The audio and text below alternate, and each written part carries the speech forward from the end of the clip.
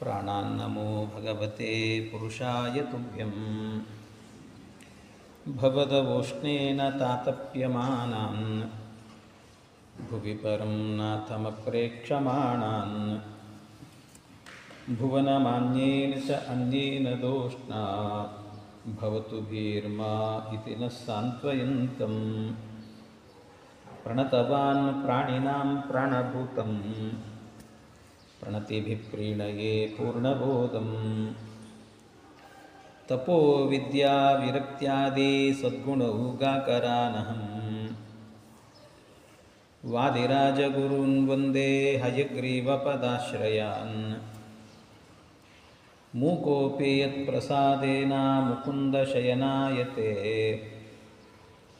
ರಾಜರಾಜಾಯತೆ ರಿಕ್ತೋ ರಾಘವೇಂದ್ರಂ ತಮಾಶ್ರಯೇ ಅನವದ್ಯಾತ್ಮಚಾರಿತ್ರಂ ವಾದಿಕದ್ಯೋತಭಾಸ್ಕರಂ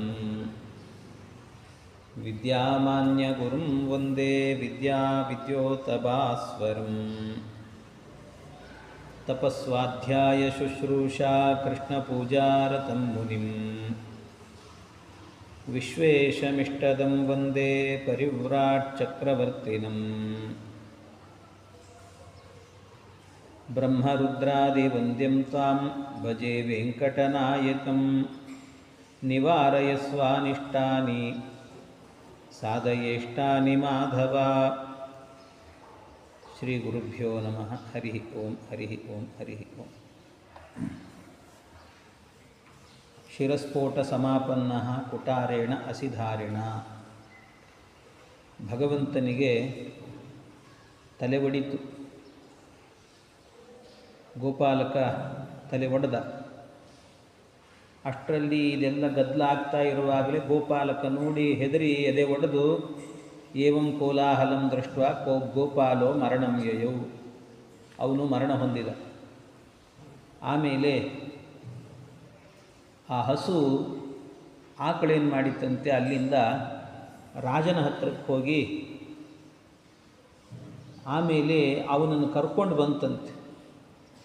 ಗವಾಸಾರ್ಧಂ ಗಚ್ಚಚಾರ ಸಮ್ಮೇಲಯ ಗವಾಂಗಣೆ ಇತಿ ರಾಜ್ಞಾ ಸಮಾಜ್ಞಪ್ತಃ ಚಾರಸ್ತಸ್ಪೃಷ್ಟತೋ ಯಯೌ. ಒಬ್ಬ ಚಾರಕ ಇದ್ದ, ಅವನಿಗೆ ಹೇಳಿ ಈ ಹಸುವಿನ ಜೊತೆಗೆ ಹೋಗೋಣ ಅಂತ ಹೇಳಿ ಕರ್ಕೊಂಡು ಹೋದ. ಆ ದೂತ ರಾಜನ ಅಪ್ಪಣೆಯಂತೆ ಹೋದ. ಆರುಹ್ಯ ವೆಂಕಟಗಿರಿಂ ವಲ್ಮೀಕಾಗ್ರಂ ಉಪಾಶ್ರಿತಃ. ವೆಂಕಟಗಿರಿಗೆ ಮೇಲೆ ಪರ್ವತದ ಮೇಲೆ ಹತ್ತಿದ. ಹತ್ತಿ ಹೋಗಿ ನೋಡ್ತಾನೆ, ಅಲ್ಲಿ ಪತಿತಂ ಧೇನುಪಂ ದೃಷ್ಟ ಆ ಗೋಪಾಲ ಸತ್ತು ಹೋಗಿದ್ದಾನೆ. ನೋಡಿದ ಒಂದು ಸರ್ತಿ ಗಾಬರಿ ಆಯಿತು. ವಲ್ಮೀಕಾಗ್ರಾತ್ ಸಮುತ್ತಿತಾಂ, ವಲ್ಮೀಕದಿಂದಾಗಿ ರಕ್ತ ಹರಿತಾ ಇದೆ ಆ ಹುತ್ತದಿಂದ, ಅದನ್ನೂ ನೋಡಿದ. ಅಲ್ಲಲ್ಲಿ ಸಪ್ತತಾಲ ಪ್ರಮಾಣಿಕಾಂ, ರಕ್ತ ಹರಿದು ಬಿದ್ದಿತ್ತು ಎಲ್ಲ ಕಡೆಯಲ್ಲೂ ಕೂಡ, ಅದನ್ನು ನೋಡಿದ. ಗೋಪಾಲಘಾತೇನ ಕೃತಂ ಸ ರಕ್ತಂ ವಲ್ಮೀಕರಂಧ್ರಂ ತಮುವಾಚ ದೀನಃ. ಅಷ್ಟಾಗ್ತಾ ಇದ್ದಂತೇನೆ ವಲ್ಮೀಕಸ್ಯಾಂತ್ಯಕೆ ಸ್ಥಿತ್ವ ಸ ಇದಂ ವಾಕ್ಯಮಬ್ರವೀತ್. ಏನಿದು, ಇದ್ದಕ್ಕಿದ್ದಾಗೆ ಈ ಗೋಪಾಲಕ ಸತ್ತು ಹೋಗಿದ್ದಾನೆ, ಈ ವಲ್ಮೀಕದಲ್ಲೆಲ್ಲ ರಕ್ತ ಸುರಿತಾ ಇದೆ, ಯಾಕೆ ಹೀಗೆ ಅಂತ ಈ ರೀತಿ ಮಾತನಾಡ್ತಾ ಇರುವಾಗ ವಲ್ಮೀಕದ ಒಳಗೆ ಆ ಹುತ್ತದೊಳಗಿದ್ದಂಥ ಭಗವಂತ ಕೇಳಿಸಿಕೊಂಡು ಹೊರಗೆ ಬರ್ತಾ ಇದ್ದಾನೆ. ಪರಮಾತ್ಮ ಹೊರಗೆ ಬಂದ. ಆ ದೇವರೇ ಹೊರಗೆ ಬಂದು ಉದ್ಭಿದ್ಯ ವಲ್ಮೀಕಮನಂತ ವೀರ್ಯೋ ಹ್ಯನಂತ ಶೈಲೇಂದ್ರ ಸಮಾಶ್ರಿತಃ ಶ್ರೀಸ್ವಾಮಿ ತೀರ್ಥಸ್ಯ ಚ ದಕ್ಷಿಣೇ ಶುಭೆ ವಲ್ಮೀಕ ಸಂಸ್ಥೋ ಭಗವಾನುವಾಚ. ಆ ವಲ್ಮೀಕದಿಂದಾಗಿ ಭಗವಂತ ಬಂದು ಮಾತನಾಡ್ತಾ ಇದ್ದಾನಂತೆ. ಸ್ವಲ್ಪ ಕಂಠವೂ ಕೂಡ ಗದ್ಗದಿತವಾದಂಥ ಸ್ವರ ಇತ್ತಂತೆ.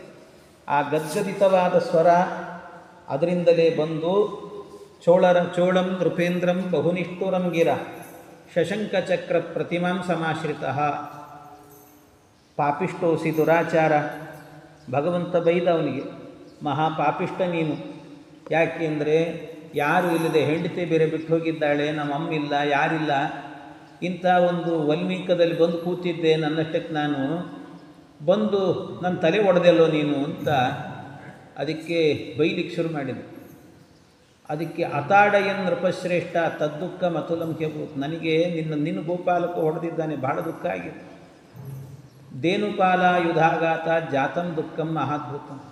ಅದಕ್ಕೆ ಪರಮಾತ್ಮ ಅವನಿಗೆ ಶಾಪ ಹಾಕಿದ್ನಂತೆ, ನಿನ್ನಿಂದ ನನ್ನ ತಲೆ ಒಡೆದಿದೆ, ಪಿಶಾಚೋ ಭವ ದುರ್ಬುದ್ಧೆ ಮದ್ದುಃಖ ದಾನಕರ್ಮಣ, ಪಿಶಾಚಿಯಾಗಿ ನೀನು ಅಂತ ಶಾಪ ಹಾಕಿದ್ನಂತೆ. ದೇವರು ಶಾಪ ಹಾಕಿದ ಕೂಡಲೇ ಅವನು ಕೇಳ್ತಾನೆ, ಸ್ವಾಮಿ ನನಗ್ಯಾಕೋ ಶಾಪ ಹಾಕ್ತಿದ್ದಿ, ಕಿಮರ್ಥಂ ಸಪ್ತವಾನ್ ದೇವ ಹ್ಯಪರಾಧ ವಿವರ್ಜಿತಂ ಅವಿಚಾರ್ಯ ಜಗನ್ನಾಥ ಕಿಮ್ಮಯ್ಯಾಚರಿತಂ ತವ. ನಾನೇನೂ ಮಾಡಿಲ್ಲ, ಹೊಡೆದದ್ದು ಗೋಪಾಲ, ಅವನು ಸತ್ತು ಹೋಗಿದ್ದಾನೆ, ಈಗ ನನಗ್ಯಾಕೋ ಶಾಪ ಹಾಕಿದೆ ನೀನು ಅಂತ ಕೇಳ್ತಿದ್ದ. ಕೇಳಿದ್ದಕ್ಕೆ ಭಗವಂತ ಹೇಳ್ತಾನೆ, ಯಜಮಾನೋ ಗೃಹೇಯಸ್ತು ನ ವಿಚಾರ ಪರೋ ಭವೇತ್, ಸ್ತ್ರೀ ಪುತ್ರಾದ್ಯೈ ಕೃತಂ ಕರ್ಮ ತಸ್ಯಾನಿಷ್ಟಕರಂ ವಿದುಹು. ಮನೆಯಲ್ಲಿ ಒಬ್ಬ ಯಜಮಾನ ಇರ್ತಾನೆ. ಆ ಯಜಮಾನ ಇದ್ದಾಗ ಮನೆಯಲ್ಲಿ ಯಾರಾದರೂ ಸ್ತ್ರೀಯರು ಮಕ್ಕಳು ಏನಾದರೂ ತಪ್ಪು ಮಾಡಿದ್ರು ಅಂತಾದರೆ ಆ ತಪ್ಪಿನ ಪಾಪ ಯಾರಿಗೆ ಹೋಗ್ತದಂದರೆ ಯಜಮಾನನಿಗೆ ಹೋಗ್ತದಂತೆ. ಹಾಗೆಯೇ ಇವತ್ತು ನೀನು ಮಾಡಿದ್ದಿ ಅಂತ ನಿನ್ನ ಗೋಪಾಲ ಮಾಡಿದ್ದಾನೆ ಅಂದರೆ ಅದು ನಿನಗೆ ಸೇರ್ತದಷ್ಟೆ. ಆದ್ದರಿಂದ ರಾಜ ರಾಷ್ಟ್ರಕೃತಂ ಪಾಪಂ ಅಂತ ಹೇಳ್ತಾನೆ. ಹಾಗಾಗಿ ಅದು ನಿನಗೆ ಸೇರ್ತದೆ, ಅದರಿಂದ ನಿನಗೆ ಶಾಪ ಇದು ಅಂತ ಹೇಳಿದ್ರು. ಆದರೂ ಪರವಾಗಿಲ್ಲ, ಇವನಿಷ್ಟು ಹೇಳಿದ ಮೇಲೆ ಅವನು ಕೇಳ್ತಾನೆ, ಭಕ್ತ ವಾತ್ಸಲ್ಯ ದೋಷೇಣ ದುಃಖಿತೋಸ್ಮಿ ವೃಷಂ ನೃಪ. ನನಗೆ ಸ್ವಲ್ಪ ವಾತ್ಸಲ್ಯದಿಂದಲೂ ಕೂಡ ನಿನ್ನ ಮೇಲೆ ಇಂಥ ಶಾಪ ಕೊಟ್ಟೀನಿ ಅಂತ ಅನ್ಕೋ. ಇನ್ನೊಂದೇನು ಅಂದರೆ ಅವನು ಕೇಳಿಕೊಂಡ, ತಪ್ಪಾಯ್ತು ನಂದು ಅಂತ ಕೇಳಿಕೊಂಡ. ಅವನು ತಪ್ಪಾಯಿತು ಅಂತ ಕೇಳಿದಾಗ ಆಗ ಅವನಿಗೆ ಭಗವಂತ ಹೇಳಿದ್ನಂತೆ, ಪರಮಾತ್ಮ ಹೇಳಿದ್ನಂತೆ, ಇಲ್ಲ ಏನು ವಿಚಾರ ಮಾಡಬೇಡ, ಈಗ ನಾನು ಕೊಟ್ಟ ಶಾಪವನ್ನಂತೂ ವಾಪಸ್ ತಗೊಳ್ಳಿಕ್ಕಾಗಲ್ಲ, ಈ ಶಾಪ ಇಟ್ಟುಕೋ. ಯಾವತ್ ಕಲಿಯುಗಂ ತಿಷ್ಟೆ ತಾವತ್ ದುಃಖಿ ಭವಪ್ರಭು. ಎಲ್ಲಿ ತನಕ ಅಂದರೆ ಎಲ್ಲಿ ತನಕ ಕಲಿಯುಗ ಇರ್ತದೋ ಅಲ್ಲಿ ತನಕಲೂ ಕೂಡ ನೀನು ಪಿಶಾಚಿ ಆಗಿರ್ತಿ ಅಂತ. ಅಲ್ಲೋ ಮತ್ತು ನನಗೊಂದು ಸ್ವಲ್ಪ ಆದರೂ ಕೂಡ ರೆಸ್ಟ್ ಬೇಡನು. ಈ ಪಿಶಾಚ ಜನ್ಮ ಅಂತ ಹೇಳಿದರೆ ಹಸಿವಾಗ್ತದೆ, ತಿನ್ನಲಿಕ್ಕಾಗಲ್ಲ, ನೀರಡಿಕೆ ಆಗ್ತದೆ, ಕುಡಿಲಿಕ್ಕಾಗಲ್ಲ, ಅಂತಹ ಜನ್ಮ ಅದು. ನಾನೇನು ಮಾಡಬೇಕು? ಅದಕ್ಕೆ ಭಗವಂತ ಹೇಳಿದ, ಏನು ಯೋಚನೆ ಮಾಡಬೇಡ, ನಿನಗೊಂದು ವರನೂ ಕೊಡ್ತೀನಿ. ಏನು ಅಂದರೆ ಭವಿಷ್ಯತಿ ನೃಪಶ್ರೇಷ್ಠ ಆಕಾಶ ಇತಿ ನಾಮವಾನ್. ಒಬ್ಬ ಆಕಾಶ ರಾಜ ಅಂತ ಬರ್ತಾನೆ, ಅವನು ನನಗೆ ಕನ್ಯಾದಾನವನ್ನು ಮಾಡುತ್ತಾನೆ. ಕನ್ಯಾದಾನವನ್ನು ಮಾಡಿದಾಗ ನನಗೆ ಕಿರೀಟಂ ಶತಭಾರಂಚ ರತ್ನವಜ್ರ ಸಮಾಕುಲಂ, ಒಂದು ಬಂಗಾರದ ಕಿರೀಟವನ್ನು ನನಗೆ ವರದಕ್ಷಿಣೆಯಾಗಿ ಕೊಡ್ತಾನೆ. ಆ ವರದಕ್ಷಿಣೆಯಾಗಿ ಕೊಟ್ಟದ್ದು ಬಂಗಾರದ ಕಿರೀಟ ಎಷ್ಟು? ಶತಭಾರ ಅಂದರೆ 400 ಮಣ, 400 ಮಣ ತೂಕ ಇರುವಂತಹ ಒಂದು ಕಿರೀಟ, ಅದು ಬಂಗಾರದ ಕಿರೀಟ. ಅದನ್ನು ಕೊಡ್ತಾರೆ. ಇವ್ರಿಗೇನು ಗೊತ್ತು, ಕೊಡೋರಿಗೆ ಗೊತ್ತಾಗೋದಿಲ್ಲ ಏನು ಕೊಡ್ತಾರೆ, ಏನು ಪಾಪ ಯಾವಾಗಲೂ ತಲೆ ಮೇಲೆ ಹೊತ್ತುಕೊಂಡು ಓಡಾಡಲಿಕ್ಕೆ ಆಗ್ತದೆ. ಕೊಡೋದು ಕೊಟ್ಬಿಡ್ತಾರೆ. ಇನ್ನೂ ಕೆಲವರು ಅದು ಕಾಡೋದು ಬೇರೆ ಇರ್ತಾರೆ. ಕೊಡೋದೇನೋ ಕೊಟ್ಬಿಟ್ಟಿರ್ತಾರೆ, ಏನೋ ಸಣ್ಣ 2 ನೀಲಾಂಜನ ಕೊಟ್ಬಿಟ್ಟಿರ್ತಾರೆ, ಆಚಾರ್ಯ ದಾನ ಅಂತ ಹೇಳ್ತಾರೆ. ಯಾವತ್ತಾದರೂ ಒಂದು ದಿವಸ ಮನೆಗೆ ಬಂದಿರ್ತಾರೆ, ನಾವು ಕೊಟ್ಟಿದ್ದು ನೀಲಾಂಜನನೇ ಹಚ್ಚಿಲ್ಲ ಅಂತ ಕೇಳ್ತಾರೆ. ಏನು ಮಾಡಬೇಕು? ಹಿಂಗಿರ್ತದೆ. ಏನೋ ಒಂದು ಲೋಟ ಕೊಟ್ಟಿರ್ತಾರೆ ದಾನವನ್ನು, ಅದು ಸಣ್ಣ ನೀಲಾಂಜನ ಇರ್ತದೆ, ಅದು ನೋಡ್ಕೋತಾನೆ ಕೂಡ್ಲಿಕ್ಕಾಗ್ತದೆ. ಎಲ್ಲಾದರೂ ಎಲ್ಲೋ ಆ ಕಡೆ ಈ ಕಡೆ ಹೋಗಬೇಕಾದ್ರೆ ಯಾರೋ ಹುಡುಗರು ಆಟ ಆಡ್ತಿರ್ತಾರೆ, ಎಲ್ಲೋ ಹೋಗಿಬಿಡ್ತಾವೆ, ಏನೇನು ಆಗ್ತಿರ್ತದೆ. ಅಂತೂ ಎಲ್ಲ ರಕ್ಷಣೆ ಮಾಡ್ಕೊಳ್ಳೋದು ಹೇಗಾಗ್ತದೆ? ಒಂದು ಲೋಟ ಕೊಟ್ಟಿರ್ತಾರೆ, ಎಲ್ಲಿಯಾದರೂ ಊಟಕ್ಕೆ ಹೋದ್ರೆ ಸಾಕು, ನಾವು ಕೊಟ್ಟಿದ್ದ ಲೋಟ ಯಾಕೆ ತಂದಿಲ್ಲ ಅಂತ ಕೇಳೋದು. ಹೀಗೆಲ್ಲ ಆಗ್ತಿರ್ತದೆ. ಅದಕ್ಕೆ ಭಗವಂತನಿಗೂ ಕೂಡ ಮತ್ತೆ ಕೇಳಬಾರ್ದಲ್ಲ. ಅಳಿಯನಿಗೆ ಕೊಟ್ಟ ಮೇಲೆ ಏನು ಅಳಿ ಅಂದರೆ ನಾನು ಕೊಟ್ಟ ಕಿರೀಟ ಹಾಕ್ಕೊಂಡಿಲ್ಲ ಅಂತ ಮತ್ತೆ ಕಾಡಿದರೆ ಕಷ್ಟ ಅಂತ ಹೇಳಿ ಅದಕ್ಕೆ ಭಗವಂತನೇ ಒಂದು ನಿಯಮ ಮಾಡಿದ್ದಂತೆ.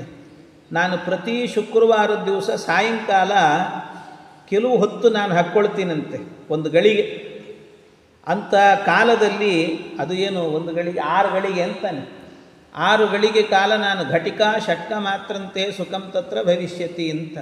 ಅದು ಶುಕ್ರವಾರದ ದಿವಸ ಸಾಯಂಕಾಲದ ಹೊತ್ತಿನಲ್ಲಿ ಈ ಕಿರೀಟವನ್ನು ನಾನು ಧಾರಣೆ ಮಾಡ್ತೀನಂತೆ. ನನ್ನ ಅರ್ಚಕರಿಗೆ ಹೇಳಿಬಿಟ್ಟಿರ್ತೀನಿ, ಅವ್ರು ಯಾವಾಗಲೂ ಸಾಯಂಕಾಲ ಆದರೆ ಇಟ್ಟುಬಿಡ್ತಾರೆ. ಆಗ ಆ ಕಿರೀಟ ಧಾರಣೆ ಮಾಡಿದಾಗ 400 ಮಣ ಅದು ತೂಕ ಜಾಸ್ತಿ ಇರ್ತದೆ. ಅದರಲ್ಲಿ ಬೇರೆ ರತ್ನ ವಜ್ರ ಗಿಜ್ರ ಸೇರಿ ಅದು ತೂಕ ಬೇರೆ ಜಾಸ್ತಿ ಆಗಿರ್ತದೆ. ಇದನ್ನೆಲ್ಲ ಹೊತ್ತುಕೊಂಡಾಗ ತಲೆನೋವಾಗ್ತದೆ ನನಗೆ. ತಲೆನೋವಾಗಿ ಕಣ್ಣೆಲ್ಲ ಉರಿದು ಕಣ್ಣಲ್ಲಿ ನೀರು ಬರ್ತದೆ. ಆಗ ನನಗೆ ಕಣ್ಣೀರು ಬರ್ತದಲ್ಲ, ಆ ಕಾಲದಲ್ಲಿ ಎಷ್ಟು 6 ಗಳಿಗೆ ಅಷ್ಟು ಕಾಲ ನಿನಗೆ ಸುಖ ಆಗಲಿ ಅಂತಂದು. ನಿನಗೇನು ಊಟ ಬೇಕು ತಿಂಡಿ ಬೇಕು ಎಲ್ಲ ಮಾಡ್ಕೊಂಡು ನಿನಗೆ ಸುಖ, ಅಷ್ಟು ನಿನಗೆ ಸುಖ ಕೊಡ್ತೇನೆ ಅಂತ. ಅಂತೂ ವಾರದಲ್ಲಿ 6 ಗಳಿಗೆ ಇವನಿಗೆ ಸುಖ ಅಂತ. ಕಲಿಯುಗ ಮುಗಿಯೋ ತನಕಲೂ ಕೂಡ ಅಂತ ಹೇಳ್ತಾರೆ. ಈ ರೀತಿಯಲ್ಲಿ ಸುಖಸ್ಯ ಕಾಲಂ ಸಂಸೂಚ್ಯ ಸ್ವಾವತಾರ ಪ್ರಯೋಜನಂ ಇಷ್ಟೆಲ್ಲ ಹೇಳಿದ ಭಗವಂತ. ಹೇಳಿ ಆ ಪಿಶಾಚಿಗೆ ಅವನಿಗೆ ಚೋಳರಾಜನಿಗೆ ಹೇಳಿ ಕಳಿಸಿದ್ನಂತೆ. ಇಷ್ಟೆಲ್ಲ ಆದಮೇಲೆ ಭಗವಂತ ಅಲ್ಲೇ ವಾಸ ಮಾಡ್ತಿದ್ನಲ್ಲ. ಇದು ರಾಮಾಯಣನೂ ಹೌದು, ಮಹಾಭಾರತನೂ ಹೌದು. ಯಾಕೆಂದರೆ ಅಲ್ಲಿ ವಾಸ ಮಾಡುವಾಗ ಪರಮಾತ್ಮ ಅದನ್ನು ಏನು ಚಿಂತನೆ ಮಾಡಿದ್ರು? ಎಲ್ಲರೂ ಚಿಂತನೆ ಮಾಡಬೇಕು ನಾವು, ರಾಮಾವತಾರ ಕೃಷ್ಣಾವತಾರ ಅಂತ. ಹೇಗೆ ಅಂತಂದರೆ ಆ ವಾಲ್ಮೀಕ ಹುತ್ತ ಏನಿತ್ತು, ಆ ಹುತ್ತ ಎನ್ನುವಂಥದ್ದು ಕೌಸಲ್ಯಾದೇವಿ ಅಂತೆ. ಹುಣಸೆ ಮರ ದಶರಥ ರಾಜ. ಆ ಇಡೀ ಏನು ವೆಂಕಟಗಿರಿ ಇದೆ ಅದೇ ಅಯೋಧ್ಯ ಪಟ್ಟಣ. ಅಲ್ಲಿ ಭಗವಂತ ವಾಸ ಮಾಡ್ತಾ ಇದ್ದ. ಇತ್ತಂ ರಾಮಾವತಾರೇಣ ಅವತಾರ ಮಚೀಕರತ್ ಅಂತ ಪರಮಾತ್ಮ ಈ ರೀತಿ ಅಲ್ಲಿ ವಾಸ ಮಾಡಿದ್ದ. ಅಥವಾ ಕೃಷ್ಣಾವತಾರವೂ ಹೌದು. ಆ ಏನು ಹುತ್ತ ಇದೆ, ಹುತ್ತ ಎನ್ನುವಂಥದ್ದು ಅದು ದೇವಕೀ ದೇವಿ. ಇನ್ನು ವಸುದೇವ ಈ ಹುಣಸೆ ಮರ. ಈ ಪರ್ವತ ಏನಿದೆ ಅಲ್ವಾ ಅದು ಬಲರಾಮ್ ದೇವರಂತೆ. ಶೇಷಶೈಲ ಶೇಷಾಚಲ ಬಲರಾಮ್ ದೇವರು. ವೆಂಕಟಾಚಲ ಏನು ಅಂದರೆ ಮಥುರಾಪಟ್ಟಣ. ಸ್ವಾಮಿ ಪುಷ್ಕರಣಿ ಅನ್ನೋ ತೀರ್ಥ ಇತ್ತಲ್ಲಿ, ಅದೇ ಯಮುನಾ ನದಿ. ಹೀಗೆ ಅಂದ್ಕೊಂಡ್ರೆ ಅದು ಕೃಷ್ಣಾವತಾರ ಮಾಡಿದಂಥ ಮಥುರಾಪಟ್ಟಣವೂ ಆಗಿಬಿಡ್ತದೆ, ಮಥುರಾಪಟ್ಟಣ ಆಗ್ತದೆ. ಈ ರೀತಿಯಲ್ಲಿ ಯಾದವಾಶ್ಚ, ಯಾದವರೆಲ್ಲ ಎಲ್ಲಿದ್ದಾರೆ ಅಂತ ಕೇಳಿದರೆ ಅವರೇ ಮೃಗಗಳಾಗಿ ಓಡಾಡ್ತಿದ್ದಾರಂತಲ್ಲಿ. ಗೋಪಿಕಾ ಸ್ತ್ರೀಯರೆಲ್ಲಿದ್ದಾರೆ ಅಂದರೆ ಪಕ್ಷಿಗಳೆಲ್ಲ ಗೋಪಿಯರು ಆಗಿದ್ದಾರಂತೆ. ಖಗಾವೈ ಗೋಪಿಕಾದಯ ಏವಂ ಶ್ರೀಕೃಷ್ಣ ರೂಪೇಣ ಕ್ರೀಡತೆ ವೆಂಕಟಾಚಲೆ. ಈ ರೀತಿಯಲ್ಲಿ ವೆಂಕಟಾಚಲ ಪರ್ವತದಲ್ಲಿ ಏನು ಹೇಳಬೇಕು ಇದರ ಮಹಿಮೆಯನ್ನು? ವೇದಗಳಲ್ಲಿ ಇದರ ಬಗ್ಗೆ ಕೊಂಡಾಡ್ತಾರೆ. ವೆಂಕಟಾಚಲ ಪರ್ವತದ ಬಗ್ಗೆ ವೇದದಲ್ಲಿ ಒಂದು ಮಂತ್ರ ಬರ್ತದೆ. ಅರಾಯಿಕಾಣೆ ವಿಕಾಟೆ ಗಿರಿಂ ಗಚ್ಚ ಸದಾನ್ವೇ ಸಿರಿಂಬೀಟಸ್ಯ ಸತ್ವಾಭಿಹಿ ಅಂತ ಒಂದು ಮಂತ್ರ ಬರ್ತದೆ. ಈ ಮಂತ್ರ ಇದೆ ಅಲ್ವಾ, ಏನು ಹೇಳುತ್ತದೆ? ಅರಾಯಿಕಾಣೆ, ಅರಾಯಿ, ಅರಾಯಿ ಅಂತ ಸಂಬೋಧನೆ. ರಾಯಿ ಅಂದರೆ ಸಂಪತ್ತಿರುವವರು ಅಂತ ಅರ್ಥ. ಅರಾಯಿ ಅಂದರೆ ಸಂಪತ್ತಿಲ್ಲದವರು ಅಂತ ಅರ್ಥ. ರೈ ಅಂತ ಶಬ್ದ, ಅದು ಸಂಪತ್ತು ಅಂತ. ಅರಾಯಿ ಅಂತಂದರೆ ಸಂಪತ್ತಿಲ್ಲದ, ಬಡವ ಅಂತ ಅರ್ಥ. ಬಡವರಾದವರು. ಕಾಣೆ ಅಂತ ಹೇಳಿದರೆ ಕುರುಡ ಅಂತ ಅರ್ಥ, ಕಣ್ಣಿಲ್ಲದವರು. ವಿಕಾಟೆ, ವಿಕಟ ಅಂತ ಹೇಳಿದರೆ ಈ ಕೈಕಾಲಿಲ್ಲದೆಯವರು, ಕುಂಟರು, ಚೊಂಚರು, ಇವರೆಲ್ಲ ಇರ್ತಾರಲ್ಲ, ಜೀವನದಲ್ಲಿ ಭಾಳ ದುಃಖ ಅನುಭವಿಸ್ತಿರ್ತಾರಂಥವ್ರು. ಕೈ ಇಲ್ಲ, ಕಾಲಿಲ್ಲ, ಕಣ್ಣಿಲ್ಲ, ಬಡತನ, ದುಡ್ಡಿಲ್ಲ, ಏನೇನೋ ಅನುಭವಿಸ್ತಿರ್ತಾರೆ. ಇಷ್ಟು ಅನುಭವಿಸುವಾಗ ಏನಾದರೂ ಸಾಲ ಸೋಲ ಮಾಡಿಕೊಂಡಾದರೂ ಕೂಡ ಒಂದು ಸರ್ತಿ ವೆಂಕಟಾಚಲ ಪರ್ವತಕ್ಕೆ ಹೋಗಿಬಿಡ್ರಿ, ಜೀವನ ಉದ್ಧಾರ ಆಗ್ತದೆ ಅಂತ. ಗಿರಿಂ ಗಚ್ಚ ಸದಾನ್ವೇ, ಗಿರಿಂ ಗಚ್ಚ, ಗಿರಿಂ ಅಂತ ಹೇಳಿದರೆ ಪರ್ವತ ಅಂತ ಅರ್ಥ, ವೆಂಕಟಾಚಲ ಪರ್ವತ. ಆ ಪರ್ವತಕ್ಕೆ ಹೋಗ್ರಿ.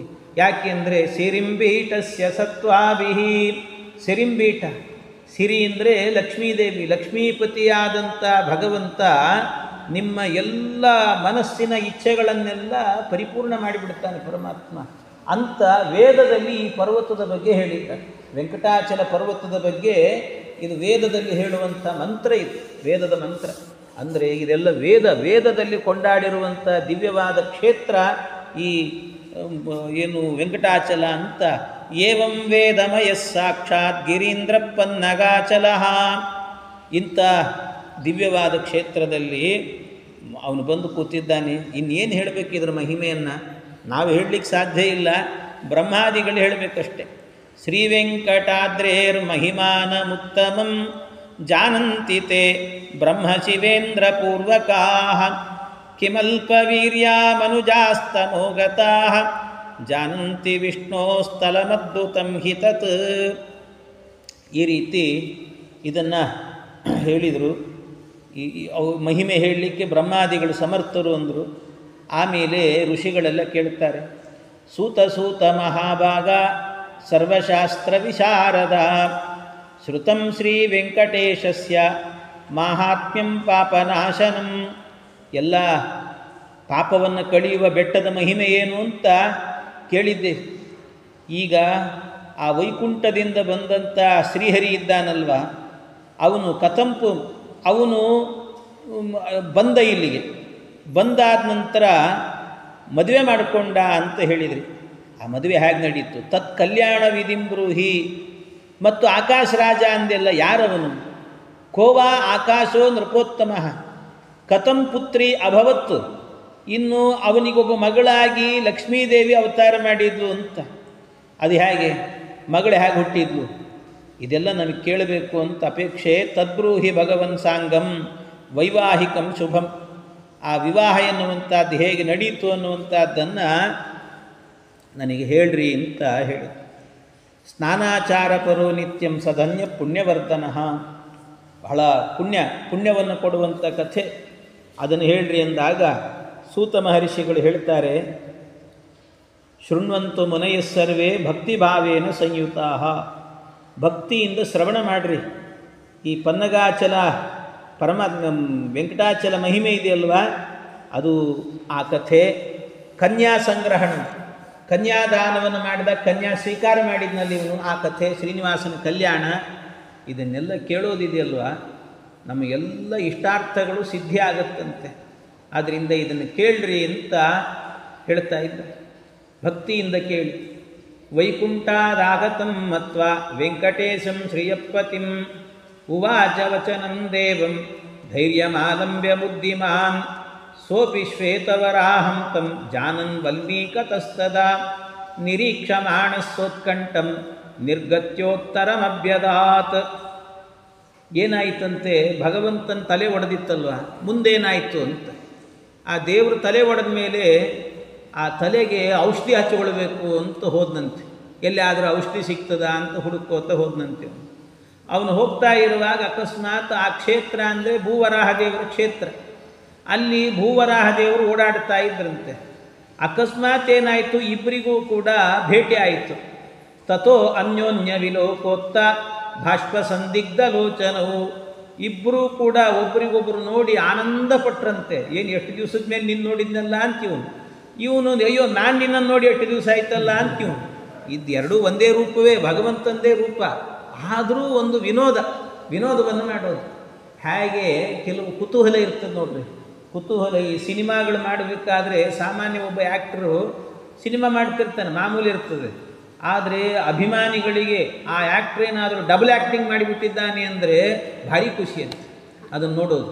ಹಾಗೆ ಇಲ್ಲಿ ಪರಮಾತ್ಮನೂ ಕೂಡ ಡಬಲ್ ಆ್ಯಕ್ಟಿಂಗಲ್ಲಿ ಕಾಣುವಾಗ ಅದನ್ನು ನೋಡಿ ಆನಂದ ಪಡ್ತಿದ್ರಂತೆ. ಕ್ರೋಢನಾರಾಯಣವು ಸಾಕ್ಷಾತ್ ರೂಪದ್ವಂದ್ವ ವಿರಾಜಿತವು ಊಚುತುರ್ಭಾಷಣಂ ಚೋಬವು. ಪರಸ್ಪರ ಮಾತನಾಡಿದ್ರಂತೆ, ವಿಡಂಬನೆ ಮಾಡುತ್ತಾ ಇದ್ದಾರೆ. ಅವರ ವಿಡಂಬನೆ ನೋಡಿ ಮೇಲಿರುವಂಥ ದೇವತೆಗಳಿಗೆಲ್ಲರಿಗೂ ಕೂಡ ಆನಂದವಾಗಿ ಮೇಲಿಂದ ಪುಷ್ಪವೃಷ್ಟಿ ಮಾಡಿದ್ರಂತೆ ಅವರಿಗೆ. ವವರ್ಷು ಪುಷ್ಪವರ್ಷಾಣಿ ಕ್ರೋಢನಾರಾಯಣೋಪರಿ ಯಥಾಯುಗಂ ಯಥಾ ದೇಶಂ ಯಥಾ ಕಾಲಂ ಯಥಾ ವಯಃ. ಅಂತೂ ಎಲ್ಲರೂ ಕೂಡ ಪುಷ್ಪವೃಷ್ಟಿಯನ್ನು ಮಾಡಿ, ವವರ್ಷು ಪುಷ್ಪವರ್ಷಾಣಿ ಅವರೆಲ್ಲ ಮಾಡಿ ಕಾಲಾನುಸಾರವಾಗಿ ವಯಸ್ಸಿಗನುಸಾರವಾಗಿ ಭಗವಂತ ಅವತಾರವನ್ನು ಮಾಡ್ತಾನೆ ಅಂತ ತಿಳಿದು, ಏವಂ ವದಂತ ಸುರಪುಂಗವಾಸ್ತೆ ವಿಚಿತ್ರ ಮಾಯಾಂ ಜಗದೀಶ ಚೇಷ್ಟಾಂ. ಎಲ್ಲರೂ ಕೂಡ ಭಗವಂತನ ಈ ಎಲ್ಲ ಕ್ರಿಯೆಗಳನ್ನೆಲ್ಲವನ್ನು ಕೂಡ ಅವನ ಕ್ರೀಡೆಯನ್ನು ಎಲ್ಲ ಹೊಗಳಿಕ್ಕೆ ಶುರು ಮಾಡಿದರು, ಸ್ತೋತ್ರ ಮಾಡಿದ್ರಂತೆ. ಈ ರೀತಿ ಸ್ತೋತ್ರ ಮಾಡ್ತಾ ಇದ್ರು ಮೇಲ್ಗಡೆ ಎಲ್ಲ. ಆಗ ವರಾಹರೂಪಿ ಭಗವಂತ ಕೇಳಿದಂತೆ, ತ್ಯಕ್ತ್ವಾ ವೈಕುಂಠ ಲೋಕಂತು ಕಿಮರ್ಥಂ ತ್ವಮಿಹಾಗತಃ. ಅಲ್ಲೋ ಶ್ರೀನಿವಾಸ, ನೀನು ಇದ್ದಿದ್ದು ಮೇಲಿನ ವೈಕುಂಠದಲ್ಲಿ, ಆ ವೈಕುಂಠ ಬಿಟ್ಟು ಯಾಕೋ ಇಲ್ಲಿಗೆ ಬಂದಿ ಅಂತ ಕೇಳಿದ್ನು. ಇಲ್ಲಿ ಯಾಕೆ ಬಂದಿ ನೀನು ಅಂತ ಕೇಳಿದರೆ, ಈ ಶ್ರೀನಿವಾಸನಿಗೆ ಕೆಲವರಿಗೆ ಏನಾಗಿರ್ತದೆ ಅಂದರೆ, ಯಾರಾದರೂ ಸ್ವಲ್ಪ ದುಃಖದಲ್ಲಿರ್ತಾರೆ ನೋಡ್ರಿ, ದುಃಖದಲ್ಲಿದ್ದವರಿಗೆ ಏನಾದರೂ ಹೋಗಿ ಸಮಾಧಾನ ಮಾಡಿ ಯಾಕೆ ಕಳ್ತಾ ಇದ್ದೀರಿ, ಏನಾಯಿತು ಅಂತ ಕೇಳಿದರೆ ಸಾಕು, ಏನಂತಾರೆ ಹುಟ್ಟಿದಾಗಲಿಂದ ಶುರು ಮಾಡಿಬಿಡ್ತಾರೆ ಕಥೆ ಅಂತ, ಅಲ್ಲಿಂದ ಶುರು ಮಾಡಿಬಿಡ್ತಾರೆ. ಹಾಗೆ ಇವನು ಕೂಡ ಅವನ್ನ ಕೇಳಿದ ಕೂಡಲೇ ಶುರು ಮಾಡಿದ್ನಂತೆ, ಎಲ್ಲ ನಾರದರಿಂದಲೇ ಆಗಿದ್ದು ನೋಡು ಅಂತಂದ್ರೆ, ಎಲ್ಲ ನಾರದರಿಂದಲೇ ಆದದ್ದು. ಯಾಕೆ ಅಂತ ಅಲ್ಲ, ಅವ್ರೇನು ಮಾಡಿದರು, ಅಲ್ಲಿಂದ ಶುರು ಮಾಡಿದ. ಏನು ಅಂದರೆ, ಅವ್ರು ಯಾರೋ ಪಾಪ ಋಷಿಗಳೆಲ್ಲ ಹೋಮ ಹವನ ಮಾಡ್ಕೊಳ್ತಾ ಇದ್ರು, ಕಶ್ಯಪಾದಿಗಳು. ಅವರು ಮಾಡ್ತಾ ಇರಬೇಕಾದ್ರೆ ಅವರಿಗೆ ಇದ್ದಕ್ಕಿದ್ದಾಗೆ ಹೋಗಿ, ಅಲ್ಲ ಇದನ್ನು ಯಾರಿಗೆ ಸಮರ್ಪಣೆ ಮಾಡ್ತೀರಿ ಅಂತ ಕೇಳಿದ್ರು ಇವರು. ಅದಕ್ಕೆ ಭೃಗು ಮಹರ್ಷಿಗಳು ತೀರ್ಮಾನ ಮಾಡ್ಕೊಂಬರ್ತೀನಿ ಅಂತ ಅವ್ರು ಬಂದು ಎಲ್ಲಿ ಅಲ್ಲಿಂದ ಕತೆ ಶುರು ಮಾಡಿದ್ದಾನೆ, ಅಲ್ಲಿಂದ ಶುರು ಬಂದು ಆಮೇಲೆ ಏನು ಮಾಡಿದರು, ಅವರು ನನಗೆ ಎದೆಗೆ ಒದ್ರು. ಅದಕ್ಕಿಂತ ಮೊದಲಿನ ಕಥೆನೂ ಹೇಳಿದ್ದೆ, ನಾ ಹೇಳ್ತಿಲ್ಲ ಅಷ್ಟೇ ನಿಮಗೆ. ರುದ್ರದೇವ್ರ ಹತ್ರ ಹೋಗಿದ್ದ, ಬ್ರಹ್ಮದೇವ್ರ ಹತ್ರ ಎಲ್ಲ ಕಡೆ ಹೋಗಿದ್ದ. ಆಮೇಲೆ ಭೃಗೋರಂಗ್ರಿ ಪ್ರಪಾತ ಅಚ್ಚ ಅವರು ಒದ್ರು ನನಗೆ. ಒದ್ದಾಗ ನಾನು ಏನು ಮಾಡಿದೆ, ಸುಮ್ಮನಿರಬೇಕೋ ಇಲ್ಲೋ, ನಾನು ಲಕ್ಷ್ಮೀದೇವಿಗೆ ಹೇಳಿ ತಮ್ಮಿಗೆ ನೀರು ತೊಗೊಂಬ ಅಂದೆ, ಅವಳಿಂದ ಪಾತ್ ಪೂಜೆ ಮಾಡಿಸಿದೆ, ನೀರು ಪ್ರೋಕ್ಷಣೆ ಮಾಡಿಬಿಟ್ಟೆ. ಅದಕ್ಕೆ ಸಿಟ್ಟು ಬಂತು ಅವಳಿಗೆ. ಸಿಟ್ಟು ಬಂದು ನಾ ಕೊಲ್ಲಾಪುರಕ್ಕೆ ಹೋಗಿಬಿಡ್ತೀನಿ ಅಂತ ರಮಾ ಕೊಲ್ಲಾಪುರಂಗತ ತೇನ ದುಃಖೇನ ಸಂತಪ್ತ. ಆಮೇಲೆ ನನಗೆ ದುಃಖ ಆಯಿತು, ಏನು ಮಾಡಬೇಕು ಗೊತ್ತಾಗಲಿಲ್ಲ. ತ್ಯಕ್ವಾ ವೈಕುಂಠ ಮುಕ್ತಮಂ, ಆ ವೈಕುಂಠ ಬಿಟ್ಟು ಬಂದುಬಿಟ್ಟೆ. ಯಾಕೆ ಅಂದರೆ ಲಕ್ಷ್ಮೀದೇವಿನ ಹುಡುಕೊಂಬರೋಣ ಅಂತ, ಇಲ್ಲೇ ಇದ್ದು ಕರ್ಸ್ಕೊಂಡ್ಬಿಡೋಣ ಇಲ್ಲಿಗೆ ಅಂತ ಹೇಳಿಬಿಟ್ಟು ಬಂದು ಕೂತಿದ್ದೀನಿ ಇಲ್ಲಿ. ಇಹ ಆಗತೋ ದರಾಕ ಅಂತ ವಲ್ಮೀಕೆ ತವ ದಕ್ಷಿಣೆ, ಇಲ್ಲೇ ಬಂದು ಕೂತಿದ್ದೀನಿ, ನಿನ್ನ ಬಲಭಾಗದಲ್ಲೇನೆ ಇಲ್ಲಿದ್ದೀನಿ ನಾನು ಬಂದು ಕೂತಿದ್ದೀನಿ. ನಿವಸಂತಂಚ ಮಾಂದೇವ, ಬಂದೆ, ಅದಿನ್ನೂ ಕಲಿಯುಗ ಆರಂಭ ಆಗಿರಲಿಲ್ಲ. ಆಮೇಲೆ ಬಂದು ಕೂಡಲೇ ಏನಾಯಿತು ಅಂದರೆ, ಕಲಿಯುಗ ಆರಂಭ ಆಯಿತು, ಜನರು ನನ್ನ ತಲೆ ಹೊಡೆದ್ರು ಅಂತ.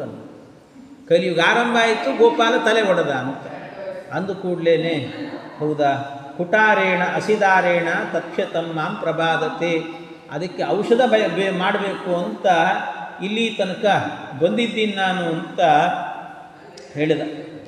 ಅದಕ್ಕೆ ಇವನು ಕೇಳಿದ, ಸರಿ ಬಂದದ್ದೇನೋ ಬಂದಿದ್ದಿ ಮಾರಾಯ, ಔಷಧಿ ಅಂತೇನೋ ಹೇಳ್ತಾ ಇದ್ದಿ, ಎಷ್ಟು ದಿವಸ ಕ್ಯಾಂಪು ಅಂತ ಕೇಳಿದ. ಇನ್ನೆಷ್ಟು ದಿವಸ ಇರಬೇಕು ಅಂತಿದ್ದೆ ಇಲ್ಲಿ ಅಂತ, ಎಷ್ಟು ದಿವಸ ಕ್ಯಾಂಪು ಅಂತ.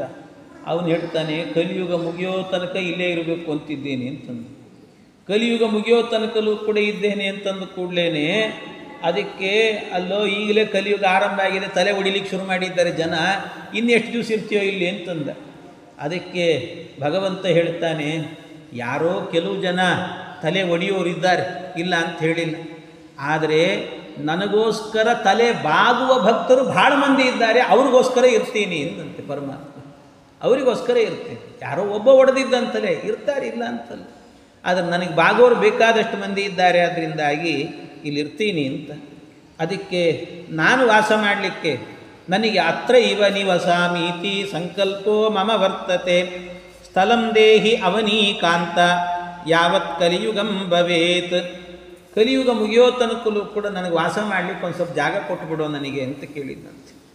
ಅದಕ್ಕೆ ಅವನು ಕೇಳ್ತಾನೆ, ವರಾಹರೂಪಿ ಭಗವಂತ ಕೇಳಿದ, ಅಲ್ಲೋ ಬಂದು ಎಷ್ಟು ದಿವಸ ಆಯ್ತು ನೀನು ಇಲ್ಲಿಗೆ ಅಂತ ಕೇಳಿದ.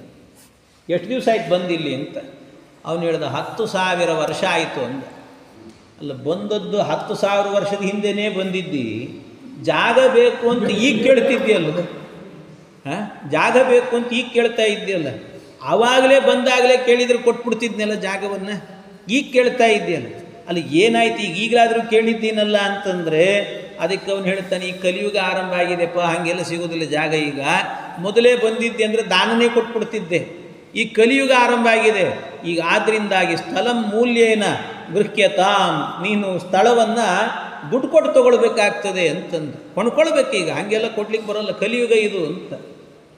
ಅದಕ್ಕೆ ಅವನು ಹೇಳ್ತಾನೆ, ಪರಮಾತ್ಮ ಹೇಳಿದ, ಅಯ್ಯೋ ದುಡ್ಡು ಕೊಟ್ಟು ತೊಗೊಳ್ಬೇಕು, ನಾನೇನು ನೀನು ತೊಗೊಳ್ಬೇಕು ಅಂದ್ರೇನು, ನಾನೇ ಇಟ್ಕೊಳ್ಬೇಕು ಅಂತ ಬಂದಿಲ್ಲ ಈ ಜಾಗವನ್ನು. ಎಲ್ಲಿ ತನಕ ಕಲಿಯುಗ ಇರ್ತದೋ ಅಲ್ಲಿ ತನಕ ಇರ್ತೀನಿ, ಆಮೇಲೆ ಹೊರಟೋಗಿಬಿಡ್ತೀನಿ, ಆ ಜಾಗ ನಿಂದೆ ಅಂತಂದ. ನಾನೇನು ಇಟ್ಕೊಳ್ಳೋದಿಲ್ಲ ಇದನ್ನು ಅಂತ. ಅದಕ್ಕೆ ಆಗಲಪ್ಪ, ಏನೇ ಆದರೂ ಕೂಡ ಬಾಡಿಗೆ ಆದರೂ ಕೊಡಬೇಕಲ್ಲ ಅಂತ. ಅದಕ್ಕೆ ಬಾಡಿಗೆ ಗಿಡಿಗೆ ಮಾತಾಡಬೇಡ, ತಿಂಗಳ ಕೊಡಬೇಕು ಅಂದ್ರೆ ಕಷ್ಟ ಆಗ್ತದೆ ನನಗೆ, ಲೀಸ್ ಕೊಟ್ಬಿಡು ಅಂತಂದ. ಲೀಸ್ ಹಾಕ್ಕೊಂಡ್ಬಿಡೋಣ. ಎಲ್ಲಿ ತನಕ ಅಂತಂದರೆ ಕಲಿಯುಗ ಮುಗಿಯೋ ತನಕ ಅಂತಂದು. ಕಲಿಯುಗ ಮುಗಿಯೋ ತನಕ ಏನು ಕೊಡ್ತಿ, ಎಷ್ಟು ಕೊಡ್ತಿ ಅಂತಂದರೆ ಅವನು ಹೇಳಿದ ಭಗವಂತ ಶ್ರೀನಿವಾಸ ಹೇಳ್ತಾನೆ, ಸ್ವಾಮಿ ನಾನು ಕೊಡೋದೇನು ಬಂತು, ನಿನಗೆ ಬೆಲೆ ಕೊಡ್ತೀನಿ ಎಂದು. ಬೆಲೆ ಬೆಲೆ ಅಂದರೆ ದುಡ್ಡು ಅಂತ, ಅದೇ ಅಲ್ವ ಮತ್ತೆ. ಇಲ್ಲ ಹಂಗಲ್ಲ, ಬೆಲೆ ಬೇರೆ ರೀತಿ. ಏನು ಅಂದರೆ ನನ್ನ ಭಕ್ತರು ನನ್ನನ್ನು ಹುಡುಕೊಂಡು ಬರ್ತಾರೆ, ಬಂದವರಿಗೆಲ್ಲ ನನ್ನ ಆಜ್ಞೆ. ಏನು ಆಜ್ಞೆ ಅಂದರೆ ಪ್ರಥಮಂ ದರ್ಶನಂ ತೀರ್ಥಂ ನೈವೇದ್ಯಂ ಕ್ಷೀರಸೇಚನಂ ಇದಮೇವ ಪರಂ ದ್ರವ್ಯಂ ದದಾಮಿ ಕರುಣಾನಿದೆ ದಾಸ್ಯಾಮಿ ಯತ್ತೆ ಭೂಕಾಂತ ತದಂಗೀಕುರು ಮಾಧವ. ಇಷ್ಟೆಲ್ಲ ಆದ ಕೂಡಲೇ ಹೇಳಿದಂತೆ ಪ್ರಥಮಂ ದರ್ಶನಂ ತೀರ್ಥಂ, ಮೊದಲು ನನ್ನನ್ನು ನೋಡ್ಲಿಕ್ಕೆ ಬಂದ ಭಕ್ತರು ಮೊದಲು ನಿನ್ನ ದರ್ಶನ ಮಾಡಬೇಕು, ಆಮೇಲೆ ನನ್ನ ದರ್ಶನ. ಮೊದಲು ನಿನ್ನ ತೀರ್ಥ, ಆಮೇಲೆ ನನ್ನ ತೀರ್ಥ. ಮೊದಲು ನಿನಗೆ ನೈವೇದ್ಯ, ಆಮೇಲೆ ನನಗೆ ಕ್ಷೀರಾಭಿಷೇಕ, ಮೊದಲು ನಿನಗೆ ಆಮೇಲೆ ನನಗೆ ಪಂಚಾಮೃತ, ಮೊದಲು ನಿನಗೆ ಆಮೇಲೆ ನನಗೆ. ಎಲ್ಲ ನಿನಗೆ ಕೊಟ್ವಿ ಅಂತಾದರೆ ಮೊದಲು ನಿನಗೆ ಮಾಡಿದರೆ ನಿನಗೆ ಬೆಲೆ ಕೊಟ್ಟಂತೆ ಆಗ್ತದೆ. ಇದೇ ನಾನು ಕೊಡುವಂತಹ ಲೀಸಿಗೆ ದುಡ್ಡು ಅಂತಂದು, ಇದೇ ಬೆಲೆ ನೋಡು ಅಂತಂದು, ಇದು ಕೊಡ್ತೀನಿ ನಾನು ಅಂತಂದು. ಆಯಿತು ಪರವಾಗಿಲ್ಲ ಅಂತ ಇಬ್ಬರು ಪರಸ್ಪರ ಮಾತಾಡಿಕೊಂಡು ದಾಸ್ಯಾಮಿಯತ್ತೆ ಭೂಕಾಂತ, ಆಯ್ತು ನಿನಗೆ ಕೊಡ್ತೇನೆ ಅಂತ ಹೇಳಿಬಿಟ್ಟು ಅವನು ಕೂಡ ಭಗವಂತನು ಕೂಡ ಜಾಗ ಕೊಡ್ತೇನೆ ಅಂತ ವರಾಹರೂಪಿ ಪರಮಾತ್ಮನು ಕೂಡ ಒಪ್ಪಿಕೊಂಡಂತೆ. ಒಪ್ಪಿಕೊಂಡಾದ ನಂತರ ಪರಸ್ಪರಂ ವಿನೋದೇನ ಕುರ್ವಾಣ ವೇಕರೂಪೇಣವು, ಇಬ್ಬರೂ ಕೂಡ ಒಂದೇ ಭಗವಂತ ಶ್ರೀಹರಿಯದ್ದೇ ಅವತಾರಗಳು. ಇದನ್ನು ನೋಡುವಾಗ ದೇವತೆಗಳಿಗೆ ಆನಂದ ಆಗ್ತಿತ್ತಂತೆ, ದೈತ್ಯರಿಗೆ ಮಾತ್ರ ಅವರಿಗೆ ಮೋಹ ಆಯಿತು. ಏನಿದು ಇವರು ಇಬ್ಬರು ಒಂದೇ ಅಲ್ಲ, ಯಾಕೆಂದರೆ ಕೊಂಡ್ಕೊಳ್ತಾ ಇದ್ದಾನೆ ಒಬ್ಬ, ದುಡ್ಡು ಕೊಟ್ಟರೆ ಕೊಡ್ತೇನೆ ಅಂತಾನೆ, ಇಲ್ಲಾಂದ್ರೆ ಇಲ್ಲ ಅಂತಾನೆ. ಹಾಗಾಗಿ ಇಬ್ಬರು ಒಂದೇ ಅಲ್ಲ, ಶ್ರೀನಿವಾಸ ಬೇರೆ ವರಾಹರೂಪಿ ಬೇರೆ ಅಂತ ಅವರಿಗೆಲ್ಲರಿಗೂ ಏನಾಯಿತು, ಅನ್ಯತಾ ಜ್ಞಾನ ಎನ್ನುವಂಥದ್ದು ಬಂತಂತೆ. ಈ ರೀತಿ ಇಷ್ಟಾದ ಮೇಲೆ ಏನಾಯ್ತಂತೆ, ಆ ವರಾಹರೂಪಿ ಭಗವಂತ ಕೇಳಿದ್ನಂತೆ, ಅಲ್ಲೋ ಶ್ರೀನಿವಾಸ ಬರೋದು ಬಂದಿದ್ದಿ, ಜಾಗ ಕೊಡ್ತೀನಿ, ಕೊಡಲಿಕ್ಕೇನಲ್ಲ, ಜಾಗದಲ್ಲಿ ಇರ್ತಿ, ಊಟಕ್ಕೇನು ವ್ಯವಸ್ಥೆ ಮಾಡ್ಕೊಂಡು ಅಂದೆ. ಪ್ರತಿನಿತ್ಯ ಊಟ ಮಾಡಬೇಕಲ್ಲೋ, ಮತ್ತೇನು ಮಾಡ್ಕೊಂಡಿದ್ದಿ ಅಂತ ಕೇಳಿದೆ. ಊಟಕ್ಕೇನು ವ್ಯವಸ್ಥೆ ಮಾಡ್ಕೊಂಡಿದ್ದಿ ಅಂತ ಕೇಳಿದರೆ ಅವನು ಹೇಳಿ ಏನಿಲ್ಲ ಅಂದ. ಏನಿಲ್ಲ ಅಂದ ಕೂಡಲೇ ಆಗ ಅವನು ಕೇಳ್ತಾನೆ, ಸಂಕ್ರೀಡಾತೆ ವೆಂಕಟೇಶ ಕ್ರೋಢರೂಪವು ಸುರೋತ್ತಮವು ಅರ್ಪಯಾಮಾಸ ದೇವಾಯ ಸೇವಾರ್ಥಂ ತಾಂ ದರಾಪತಿ. ಆವತ್ತಿನಿಂದ ಅವನೇ ಹೇಳಿದಂತೆ, ವರಾಹರೂಪಿ ಭಗವಂತನೇ ಹೇಳಿದ, ಏನು ಯೋಚನೆ ಮಾಡಬೇಡ, ನಿನಗೆ ಅಡಿಗೆ ಮಾಡಿ ಹಾಕಲಿಕ್ಕೆ, ನಿನ್ನನ್ನು ನೋಡ್ಕೊಳ್ಳಿಕ್ಕೆ ಅಂತ ಒಬ್ಬಳನ್ನ ಕಳಿಸ್ಕೊಡ್ತೀನಿ ಅಂತಂದು. ಯಾರು? ಬಕುಳಾದೇವಿ ಅಂತ ಒಬ್ಬಳಿದ್ದಾಳೆ, ಅವಳನ್ನು ಕಳಿಸ್ಕೊಡ್ತೀನಿ ಅಂತಂದು. ಹೌದಾ, ಸರಿ ಅಂತಂದ. ಪಾಕಕಾರಿಣಿ ಬಕುಳಾಂ ಪಾಕಕಾರಿಣಿ ಆಯಿತು ಅಂತ. ಇದು ಯಾವ ರೀತಿ ಆಯಿತು ಅಂದರೆ, ಒಂದು ಸಂಸ್ಕೃತದಲ್ಲಿ ಒಂದು ಗಾದೆ ಮಾತಿದೆ, ಪಂಗೂಪರಿ ಗಂಗಾ ಪ್ರವಾಹ ಅಂತ ಹೇಳ್ತಾರೆ. ಪಂಗೂಪರಿ ಗಂಗಾ ಪ್ರವಾಹ ಅಂದರೆ ಪಂಗು ಅಂತ ಹೇಳಿದರೆ ಸಂಸ್ಕೃತದಲ್ಲಿ ಕುಂಟ ಅಂತ ಅರ್ಥ. ಕುಂಟ ಕಾಲಿಲ್ಲದವನು. ಕಾಲಿಲ್ಲದ ವ್ಯಕ್ತಿ ಗಂಗೆ ಹತ್ರ ಹೋಗಿದ್ದಂತೆ, ಗಂಗಾ ತೀರಕ್ಕೆ. ಅಲ್ಲೆಲ್ಲೋ ಗಂಗೆ ಇದ್ದಾಳೆ ದೂರದಲ್ಲಿ, ಆದರೆ ಅಲ್ಲಿ ಹೋಗಬೇಕು, ಕಾಲಿಲ್ಲ, ಹೋಗ್ಲಿಕ್ಕಾಗಲ್ಲ. ಆದರೆ ಗಂಗೆ ಮುಟ್ಟಬೇಕು ಅಂತ ಆಸೆ ಅವನಿಗೆ. ಏನು ಮಾಡಬೇಕು, ಆಗ್ತಾ ಇಲ್ಲ. ಗಂಗೆ ಮುಟ್ಟಿ ಪಾವನ ಆಗಬೇಕು ಅಂತಾನೆ, ಅಲ್ಲಿ ನಡ್ಕೊಂಡು ಹೋಗ್ಲಿಕ್ಕೆ ಕಾಲಿಲ್ಲ ಅವನಿಗೆ, ಕಷ್ಟ ಆಗಿಬಿಡ್ತು. ಅವನಲ್ಲಿ ಕೂತಿದ್ನಲ್ಲ, ಇದ್ದಕ್ಕಿದ್ದಾಗೆ ಗಂಗೆ ಪ್ರವಾಹ ಜೋರಾಗಿ ಹರ್ಕೊಂಡು ಅವನು ಕೂತ ಜಾಗಕ್ಕೇನೆ ಬಂದು ಅವನು ಮುಳುಗಿಸೇ ಹೋಗಿಬಿಡುತ್ತಂತೊಂದು ಸರ್ತಿ. ಏನು ಆನಂದ ಆಗಲಿಕ್ಕಿಲ್ಲ ಹೇಳಿ. ಹಾಗೆ ಈ ಶ್ರೀನಿವಾಸ ಕೇಳಿದ್ದು ಬರೀ ಜಾಗ ಬೇಕು ಅಂತ, ಬರೀ ಜಾಗ ಏನು, ಊಟಕ್ಕೂ ವ್ಯವಸ್ಥೆ ಮಾಡಿಬಿಡ್ತೇನೆ ಅಂತ ಹೇಳಿ ಅದನ್ನು ಕೊಟ್ಟರು. ಹಂಗಾಯ್ತಿದು ಅಂತ ಆ ರೀತಿ ಬಕುಳಾದೇವಿಯನ್ನು ಕೊಟ್ಟರಂತೆ. ಆಗ ಪ್ರತಿನಿತ್ಯವೂ ಕೂಡ ಸಮದು ಪ್ರೈಷಯನ್ ನಿತ್ಯಂ ತಯಾ ಬಕುಲಮಾಲಯ ಭೋಜನಾರ್ಥಂ ರಮೇಶಸ್ಯ ಶ್ಯಾಮಾಕಾನ್ನಂ ನಿರಂತರಂ. ಪ್ರತಿನಿತ್ಯವೂ ಕೂಡ ಭಗವಂತನಿಗೆ ಇದನ್ನೆಲ್ಲ ಏನಂತಾರೆ, ಊಟದ ವ್ಯವಸ್ಥೆಯನ್ನು ಮಾಡಿದ್ರು. ಏನು ಮಾಡಿದ್ರು? ಅಷ್ಟರಲ್ಲಿ ಇವನು ಭಗವಂತನೂ ಕೂಡ ವ್ಯವಸ್ಥೆ ಮಾಡಿಕೊಂಡಂತೆ. ಪರಮಾತ್ಮ ಏನು ತನಗೆ ಔಷಧಿ ಬೇಕಿತ್ತಲ್ಲ, ಆ ಬೃಹಸ್ಪತ್ಯಾಚಾರ್ಯ ಕೇಳಿ ಅದಕ್ಕೆ ಒಂದು ಅತ್ತಿ ಮರ ಅಂತ ಬರ್ತದೆ, ಆ ಅತ್ತಿ ಮರದ ಹಾಲಿರ್ತದೆ, ಆ ಹಾಲನ್ನು ಹತ್ತಿಯಲ್ಲಿ ಅದ್ದಿ ಅದನ್ನು ಇಟ್ಟುಕೊಂಡ್ರೆ ರಕ್ತ ಬರೋದು ಕಮ್ಮಿ ಆಗ್ತದೆ ಅಂತ ಹೇಳಿ ಅದೆಲ್ಲ ಮಾಡಿಕೊಂಡು ಅಂತೂ ಆಮೇಲೆ ಏನಾಯಿತು, ಈ ಕಡೆಯಿಂದ ಬಂದ ಇವನು. ಬಂದಾಗ ಆ ಭಗವಂತನಿಗೆ ಇವಳು ಸಿಕ್ಕಳು. ನಿತ್ಯ ಒಳ್ಳೆ ಅಡಿಗೆ, ಭೋಜನಾರ್ಥಂ ರಮೇಶಸ್ಯ ಶ್ಯಾಮಾಕಾನ್ನಂ ನಿರಂತರಂ ಅಂತ ಪ್ರತಿನಿತ್ಯವೂ ಕೂಡ ಅಡಿಗೆ ಮಾಡ್ತಿದ್ದಂತೆ. ಏನು ಮಾಡ್ತಿದ್ಲು ಅಂದರೆ ಈ ಸಾಮಾಕಾನ್ನ ಸಾಮೆ ಅಕ್ಕಿ ಅಂತ ಹೇಳುತ್ತಾರೆ, ಸಾಮೆ ಅಕ್ಕಿ ಅಂತ, ಅದರಿಂದಾಗಿ ಅನ್ನವನ್ನು ಮಾಡ್ತಿದ್ದಂತೆ. ಆ ಅನ್ನವನ್ನು ಮಾಡಿ ಆ ಅನ್ನದಿಂದಾಗಿ ಅವನಿಗೆ ನೈವೇದ್ಯ ಪ್ರತಿನಿತ್ಯವೂ ಕೂಡ. ಅದಕ್ಕೆ ಜೇನುತುಪ್ಪ ಹಾಕ್ತಿದ್ದಂತೆ, ತುಪ್ಪ ಹಾಕ್ತಿದ್ದಂತೆ. ಒಂದೊಂದು ದಿವಸ ಒಂದೊಂದು ಗುಡಾನ್ನ ಅಂತ ಮಾಡ್ತಾರೆ. ಗುಡಾನ್ನ ಅಂತಂದರೆ ಬೆಲ್ಲದ ಪಾಕದಲ್ಲಿ ಅನ್ನವನ್ನು ಬೇಯಿಸಿ ಅದಕ್ಕೆ ಗೋಡಂಬಿ, ದ್ರಾಕ್ಷಿ, ತುಪ್ಪ ಎಲ್ಲ ಹಾಕಿ ಕೊಡೋದಂತೆ. ಈ ರೀತಿ ಇದು ಒಂದು ಅನ್ನ. ಇದಲ್ಲದೇನೆ ಇನ್ನೊಂದು ಚಿತ್ರಾನ್ನ ಮಾಡ್ತಿದ್ದಂತೆ, ಅದಲ್ಲದೇನೆ ಪುಳಿಯೋಗರೆ ಮಾಡ್ತಿದ್ದಂತೆ, ಮೊಸರನ್ನ ಮಾಡ್ತಾ ಇದ್ದಂತೆ, ಎಳ್ಳಿನ ಚಿತ್ರಾನ್ನ ಮಾಡ್ತಿದ್ದಂತೆ. ಹೀಗೆಲ್ಲ ವಿಚಿತ್ರವಾದಂಥ ರುಚಿಯಾದ, ಆದರೆ ಏನು ಮಾಡಿದರೂ ಕೂಡ ಗೋಡಂಬಿ, ಬಾದಾಮಿ, ದ್ರಾಕ್ಷಿ ಹಾಕೋದು ಮಾತ್ರ ಮರಿತಿರಲಿಲ್ಲ. ಪ್ರತಿನಿತ್ಯ ಇದೊಂದು ಇತ್ತಂತೆ. ಶ್ರೀನಿವಾಸನಿಗೆ ಬಹಳ ಶ್ರೇಷ್ಠ ಅದೆಲ್ಲವೂ. ಅಂಥದ್ದನ್ನೆಲ್ಲ ನೈವೇದ್ಯಗಳನ್ನೆಲ್ಲ ಮಾಡ್ತಾ ಇದ್ದಂತೆ. ಹೀಗೆ ಸಮದು ಪ್ರೈಷಯನ್ ನಿತ್ಯಂ ತಯಾ ಬಕುಲಮಾಲಯ, ಇಂಥ ಬಕುಳಾದೇವಿ ಇದನ್ನೆಲ್ಲ ಮಾಡ್ತಾ ಇದ್ದಂತೆ. ಅದನ್ನು ನಿತ್ಯ ಊಟ ಮಾಡೋದು ಹೋಗುತ್ತೆ. ಅದಕ್ಕೆ ಆ ಋಷಿಗಳೆಲ್ಲ ಕೇಳ್ತಾರೆ ಸೂತರನ್ನು, ಸ್ವಾಮಿ ಇಷ್ಟೆಲ್ಲ ಅಡಿಗೆ ಮಾಡಿ ಶ್ರೀನಿವಾಸನಿಗೆ ನಿತ್ಯ ಬಡಿಸಿ ನೈವೇದ್ಯ ಕೊಡೋ ಒಂದು ಯೋಗ ಬಂತಲ್ಲ ಈ ಬಕುಳೆಗೆ, ಯಾರೀ ಬಕುಳೆ ಅಂತಂದು, ಯಾರಿವಳು? ಇಷ್ಟೆಲ್ಲ ಯೋಗ ಬಂದಿದೆ. ಶ್ರುತಂ ಸೂತ ಮಹಾಭಾಗ ದೇವಾಗಮನಮುತ್ತಮಂ ಶ್ರೀನಿವಾಸಸ್ಯ ಕೃಷ್ಣಸ್ಯ ಕಲ್ಯಾಣಂ ಶುಭದಂ ಮಹತ್ ಬಕುಳಾ ಸೇವಿಕಾ ಪ್ರೋಕ್ತ ಕಾಸಾಪೂರ್ವಂ ವದಸ್ವನಃ. ಯಾರವಳು ಹೇಳ್ರಿ ನಮಗೆ ಅಂತ ಕೇಳಿದರು. ಅದಕ್ಕೆ ಸೂತ ಮಹರ್ಷಿಗಳು ಹೇಳುತ್ತಾರೆ, ಇವಳು ಬೇರೆ ಯಾರೂ ಅಲ್ಲ, ಹಿಂದೆ ಇವನು ಕೃಷ್ಣನಾಗಿದ್ನಲ್ಲ, ಆ ಕೃಷ್ಣನಾಗಿದ್ದಾಗ ಇವನನ್ನು ಬೆಳೆಸಿದ ಯಶೋಧಾದೇವಿ ಇದ್ದಾಳಲ್ಲ, ಅವಳೇ ಇವಳು ಅಂತಂದು. ಯಶೋಧನೆ ಬಕುಳೆ ಅಂತ ಹೇಳಿದರು. ಯಶೋಧನೆ ಬಕುಳೆ ಅಂತಂದಾಗ ಕೇಳ್ತಾನವನು, ಆ ಋಷಿಗಳೆಲ್ಲ ಕೇಳ್ತಾರಲ್ಲ, ಅದು ಹೇಗೆ ಅಂತ. ಏನಾಯಿತು ಅಂತ ಕೇಳಿದರೆ, ಈ ಕೃಷ್ಣಾವತಾರದಲ್ಲಿ ಎಲ್ಲ ಯೋಗ ಸಿಕ್ಕಿತ್ತು ಅವರಿಗೆ. ಸೇವೆ ಮಾಡಿದ್ಲು ಕೃಷ್ಣನಿಗೆ. ಪ್ರತಿನಿತ್ಯ ಏನಂತೀರಿ, ಬೆಣ್ಣೆ ಕೊಡ್ತಿದ್ದಂತೆ, ಅವನ ಎದೆ ಹಾಲು ಕುಡಿಸಿದ್ಲಂತೆ, ಅವನ ಆಟ ಆಡಿಸಿದ್ಲಂತೆ, ತೊಟ್ಲಲ್ಲಿ ಹಾಕಿ ತೂಗಿದ್ಲಂತೆ. ಇಷ್ಟೆಲ್ಲ ಸೇವೆ ಮಾಡಿದ್ಲಲ್ಲ. ಇಷ್ಟೆಲ್ಲ ಸೇವೆ ಮಾಡಿದರೂ ಕೂಡ ಅವಳಿಗೆ ಒಂದು ಭಾಗ್ಯ ಸಿಕ್ಕಿರಲಿಲ್ಲಂತೆ. ಏನು ಅಂದರೆ ಕೃಷ್ಣನ ಮದುವೆ ನೋಡೋ ಭಾಗ್ಯ ಸಿಕ್ಕಿರಲಿಲ್ಲ ಅವಳು. ಬೇಕಾದಷ್ಟು ಮಾಡಿದ್ದಾಳೆ, ಆದರೆ ಕೃಷ್ಣನ ಒಂದೇ ಒಂದು ಮದುವೆ ಅಟೆಂಡ್ ಮಾಡಿಕೊಳ್ಳಿಕ್ಕೂ ಆಗಲಿಲ್ಲ. ಯಾಕೆ ಅಂದರೆ ಕೃಷ್ಣನಿಗೆ ಹೇಳೋಷ್ಟು ಪುರುಸೊತ್ತಿರಲಿಲ್ಲ ಎಲ್ಲ ಕಡೆ ಮದುವೆಗೆ. ಹಂಗೆ ಮದುವೆ ಆಗಿತ್ತು ಅವನಿಗೆ, ಹೇಳಲಿಕ್ಕೆ ಪುರುಸೊತ್ತಿಲ್ಲ. ಯಾಕೆ ನೋಡ್ರಿ, ರುಕ್ಮಿಣೀ ದೇವಿ ಮದುವೆ ಮಾಡಿಕೊಂಡು, ರುಕ್ಮಿಣಿ ಮದುವೆ ಹೆಂಗಾಯಿತು ಅಂದರೆ, ರುಕ್ಮಿಣಿ ಮದುವೆ ಅಂತಂದರೆ ಅವನೇನು ಮಾಡಿದ, ಕೃಷ್ಣ ಮನೆಯಲ್ಲಿ ದ್ವಾರಕಾಪಟ್ಟಣದಲ್ಲಿದ್ದ. ಇದ್ದಕ್ಕಿದ್ದಾಗೆ ಅರ್ಜೆಂಟಲ್ಲಿ ಒಂದು ಟೆಲಿಗ್ರಾಮ್ ಅಂತಾರಲ್ಲ, ಪತ್ರ, ಹಂಗೆ ಬಂದ್ಬಿಡ್ತು, ಟೆಲಿಗ್ರಾಮ್ ಬಂದ್ಬಿಡ್ತು. ಏನು ಅಂತ ನೋಡಿದ್ರೆ ರುಕ್ಮಿಣಿ ಹೇಳಿದ್ದು, ಅಯ್ಯೋ ನನ್ನನ್ನು ಯಾರೋ ಅಪಹರಣ ಮಾಡ್ತಿದ್ದೆ, ನೀನೇ ಬಾರೋ ಅಂತಂದು. ಆಯಿತು ಅಂತ ಸಡನ್ಲಿ ಹೋದ. ಇದು ಸಡನ್ಲಿ ಪ್ರೋಗ್ರಾಮ್ ಎಲ್ಲ. ಹೆಂಗೆ ಇದನ್ನೆಲ್ಲ ಮತ್ತೆ ಯಶೋದೆಗೆ ಹೇಳಿ, ಅವಳು ಮತ್ತೆ ನಂದು ಓಪನಿಗೆ ಹೇಳಿ, ಊರಿನ ಮಂದಿಗೆಲ್ಲ ಹೇಳಿ, ಕರ್ಕೊಂಡು ಬಾ ಅಂತ ಹೇಳಿ, ಎಲ್ಲೇ ಆಗ್ತದೆ, ಟೈಮ್ ಇಲ್ಲ ಅದಕ್ಕೆಲ್ಲ. ಆದ್ದರಿಂದ ಅರ್ಜೆಂಟಲ್ಲೇ ಆಗಿಬಿಡು. ರುಕ್ಮಿಣಿ ಮದುವೆನೂ ಹಿಂಗೆ ಅರ್ಜೆಂಟ್ ಆಗಿಬಿಡ್ತು. ಆಮೇಲೆ ಏನಾಯಿತು, ರುಕ್ಮಿಣಿ ಆದ ನಂತರ ಒಂದು ಸರ್ತಿ ಈ ಜಾಂಬವತಿ ಅದ್ರದ್ದು ಹೆಂಗಾಯಿತು ಅಂದರೆ, ಆ ಸ್ಯಮಂತಕ ಮಣಿ ಕಳೆದು ಹೋಗಿತ್ತು. ಸ್ಯಮಂತಕ ಮಣಿನ ಹುಡುಕೊಂಬರ್ತೀನಿ ಅಂತ ಹೋದ. ಆ ಗುಹೆ ಒಳಗೆ ಹೋದರೆ ಮಣಿ ಕೊಟ್ಟ ಆ ಜಾಂಬವಂತ ಜೊತೆ ಕನ್ಯಾಮಣಿ ಕೊಟ್ಟು ಕಳಿಸ್ಬಿಟ್ಟು. ಅವನಿಗೆ ಕಲ್ಪನೆ ಇಲ್ಲ ಮದುವೆ ಮಾಡ್ಕೊಳ್ತೀನಿ ಅಂತ. ಪಾಪ ಹೋಗಿದ್ದ, ಹಾಗೆ ಮಾಡ್ಕೊಂಡು ಬಂದ್ಬಿಟ್ಟೆ ಕೃಷ್ಣ. ಅಲ್ಲೂ ಯಾರಿಗೂ ಹೇಳಲಿಕ್ಕೆ ಟೈಮ್. ಆ ಮಣಿಯನ್ನು ವಾಪಸ್ ಕೊಡೋಣ ಅಂತ ಸತ್ರಾಜಿತನಿಗೆ ಕೊಟ್ಟರೆ, ನಾನು ನಿನಗೊಂದು ಕನ್ಯಾಮಣಿ ಕೊಡ್ತೀನಿ ಅಂತ ಸತ್ಯಭಾಮನಿಗೆ ಕೊಟ್ಬಿಟ್ಟ. ಹೀಗೆ ಎಲ್ಲ ಮದುವೆಗಳಲ್ಲೂ ಕೂಡ. ಇನ್ನೊಂದು ಕಡೆಯಲ್ಲಂತೂ ಹೆಂಗಾಯಿತು ಅಂದರೆ, ಈ ಕೃಷ್ಣ ಮತ್ತು ಅರ್ಜುನ ಇಬ್ಬರು ವಾಕಿಂಗ್ ಹೋಗ್ತಾ ಇದ್ರಂತೆ.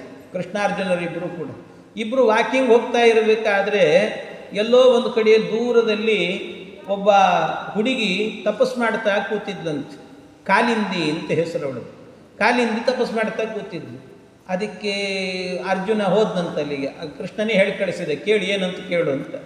ಆಗ ಅರ್ಜುನ ಹೋದ. ಏನು ಇಷ್ಟು ಕಷ್ಟಪಟ್ಟು ತಪಸ್ ಮಾಡ್ತಿದ್ದೆಲ್ಲ, ಯಾಕಿಷ್ಟು ಕಷ್ಟಪಡ್ತಾ ಇದ್ದೆ ಅಂತಂದು. ಅದಕ್ಕೆ ಅವಳು ಹೇಳಿದ್ಲು, ಎಲ್ಲ ಶಿಷ್ಟ, ನಾ ಪಡ್ತಿರೋದು ಕಷ್ಟ ಅಲ್ಲ, ಇದು ನನ್ನ ಇಷ್ಟ ಅಂದಂತ. ಅದಕ್ಕೆ ಯಾಕೋ ಅಂದರೆ, ನನಗೆ ಇಷ್ಟ ಪಡಿಬೇಕು ಅಂತ ಮಾಡ್ತಿದ್ದೀನಿ ಅಂತ. ಏನದು ಇಷ್ಟ ಅಂದರೆ, ಕೃಷ್ಣನೇ ನನ್ನ ಗಂಡನಾಗಬೇಕು ಅಂತಂದು. ಅದಕ್ಕೆ ಆ ಕೃಷ್ಣ ಇಲ್ಲೇ ಇದ್ದಾನೆ ನೋಡು ಅಂತಂದು. ಸರಿ, ಅಲ್ಲೇ ಮದುವೆ ಆಗಿತ್ತು. ಅಲ್ಲೇ ಮದುವೆ. ಹೀಗೆ ಕಾಲಿಂದಿ ಮದುವೆ ಆಗಿದ್ದು ಕೂಡ ಸಡನ್ಲಿ.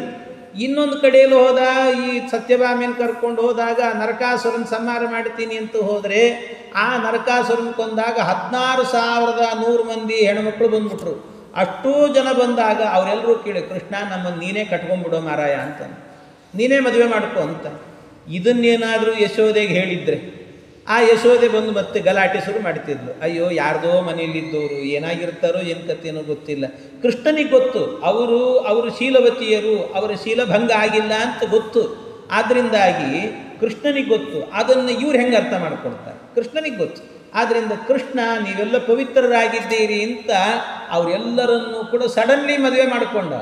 ಅದೇನು 16,100 ಮಂದಿಯನ್ನು ಕೂಡ ಏಕಕಾಲದಲ್ಲಿ ಏಕ ಮುಹೂರ್ತದಲ್ಲಿ 16,100 ಕಲ್ಯಾಣ ಮಂಟಪಗಳಲ್ಲಿ ಮಾಡ್ಕೊಂಡಂತೆ, ಪ್ರತ್ಯೇಕ ಮಾಡ್ಕೊಂಡಂತೆ. ಇದು ಭಗವಂತನಿಗೆ ಮಾತ್ರ ಸಾಧ್ಯ ಅಲ್ಲ, ಬೇರೆ ಆಗಿದ್ರೆ ಯಾರಿಗಾಗ್ತಿದೆ ಎಲ್ಲರೂ ಆಗೋದಿಲ್ಲ. ಹಾಗಾಗಿ ಈ ರೀತಿ ಪರಮಾತ್ಮ ಮಾಡಿಕೊಂಡು, ಆದ್ದರಿಂದ ಎಲ್ಲೂ ಮದುವೆಗೆ ಅಟೆಂಡ್ ಮಾಡಲಿಕ್ಕೆ ಆಗಿರಲಿಲ್ಲ.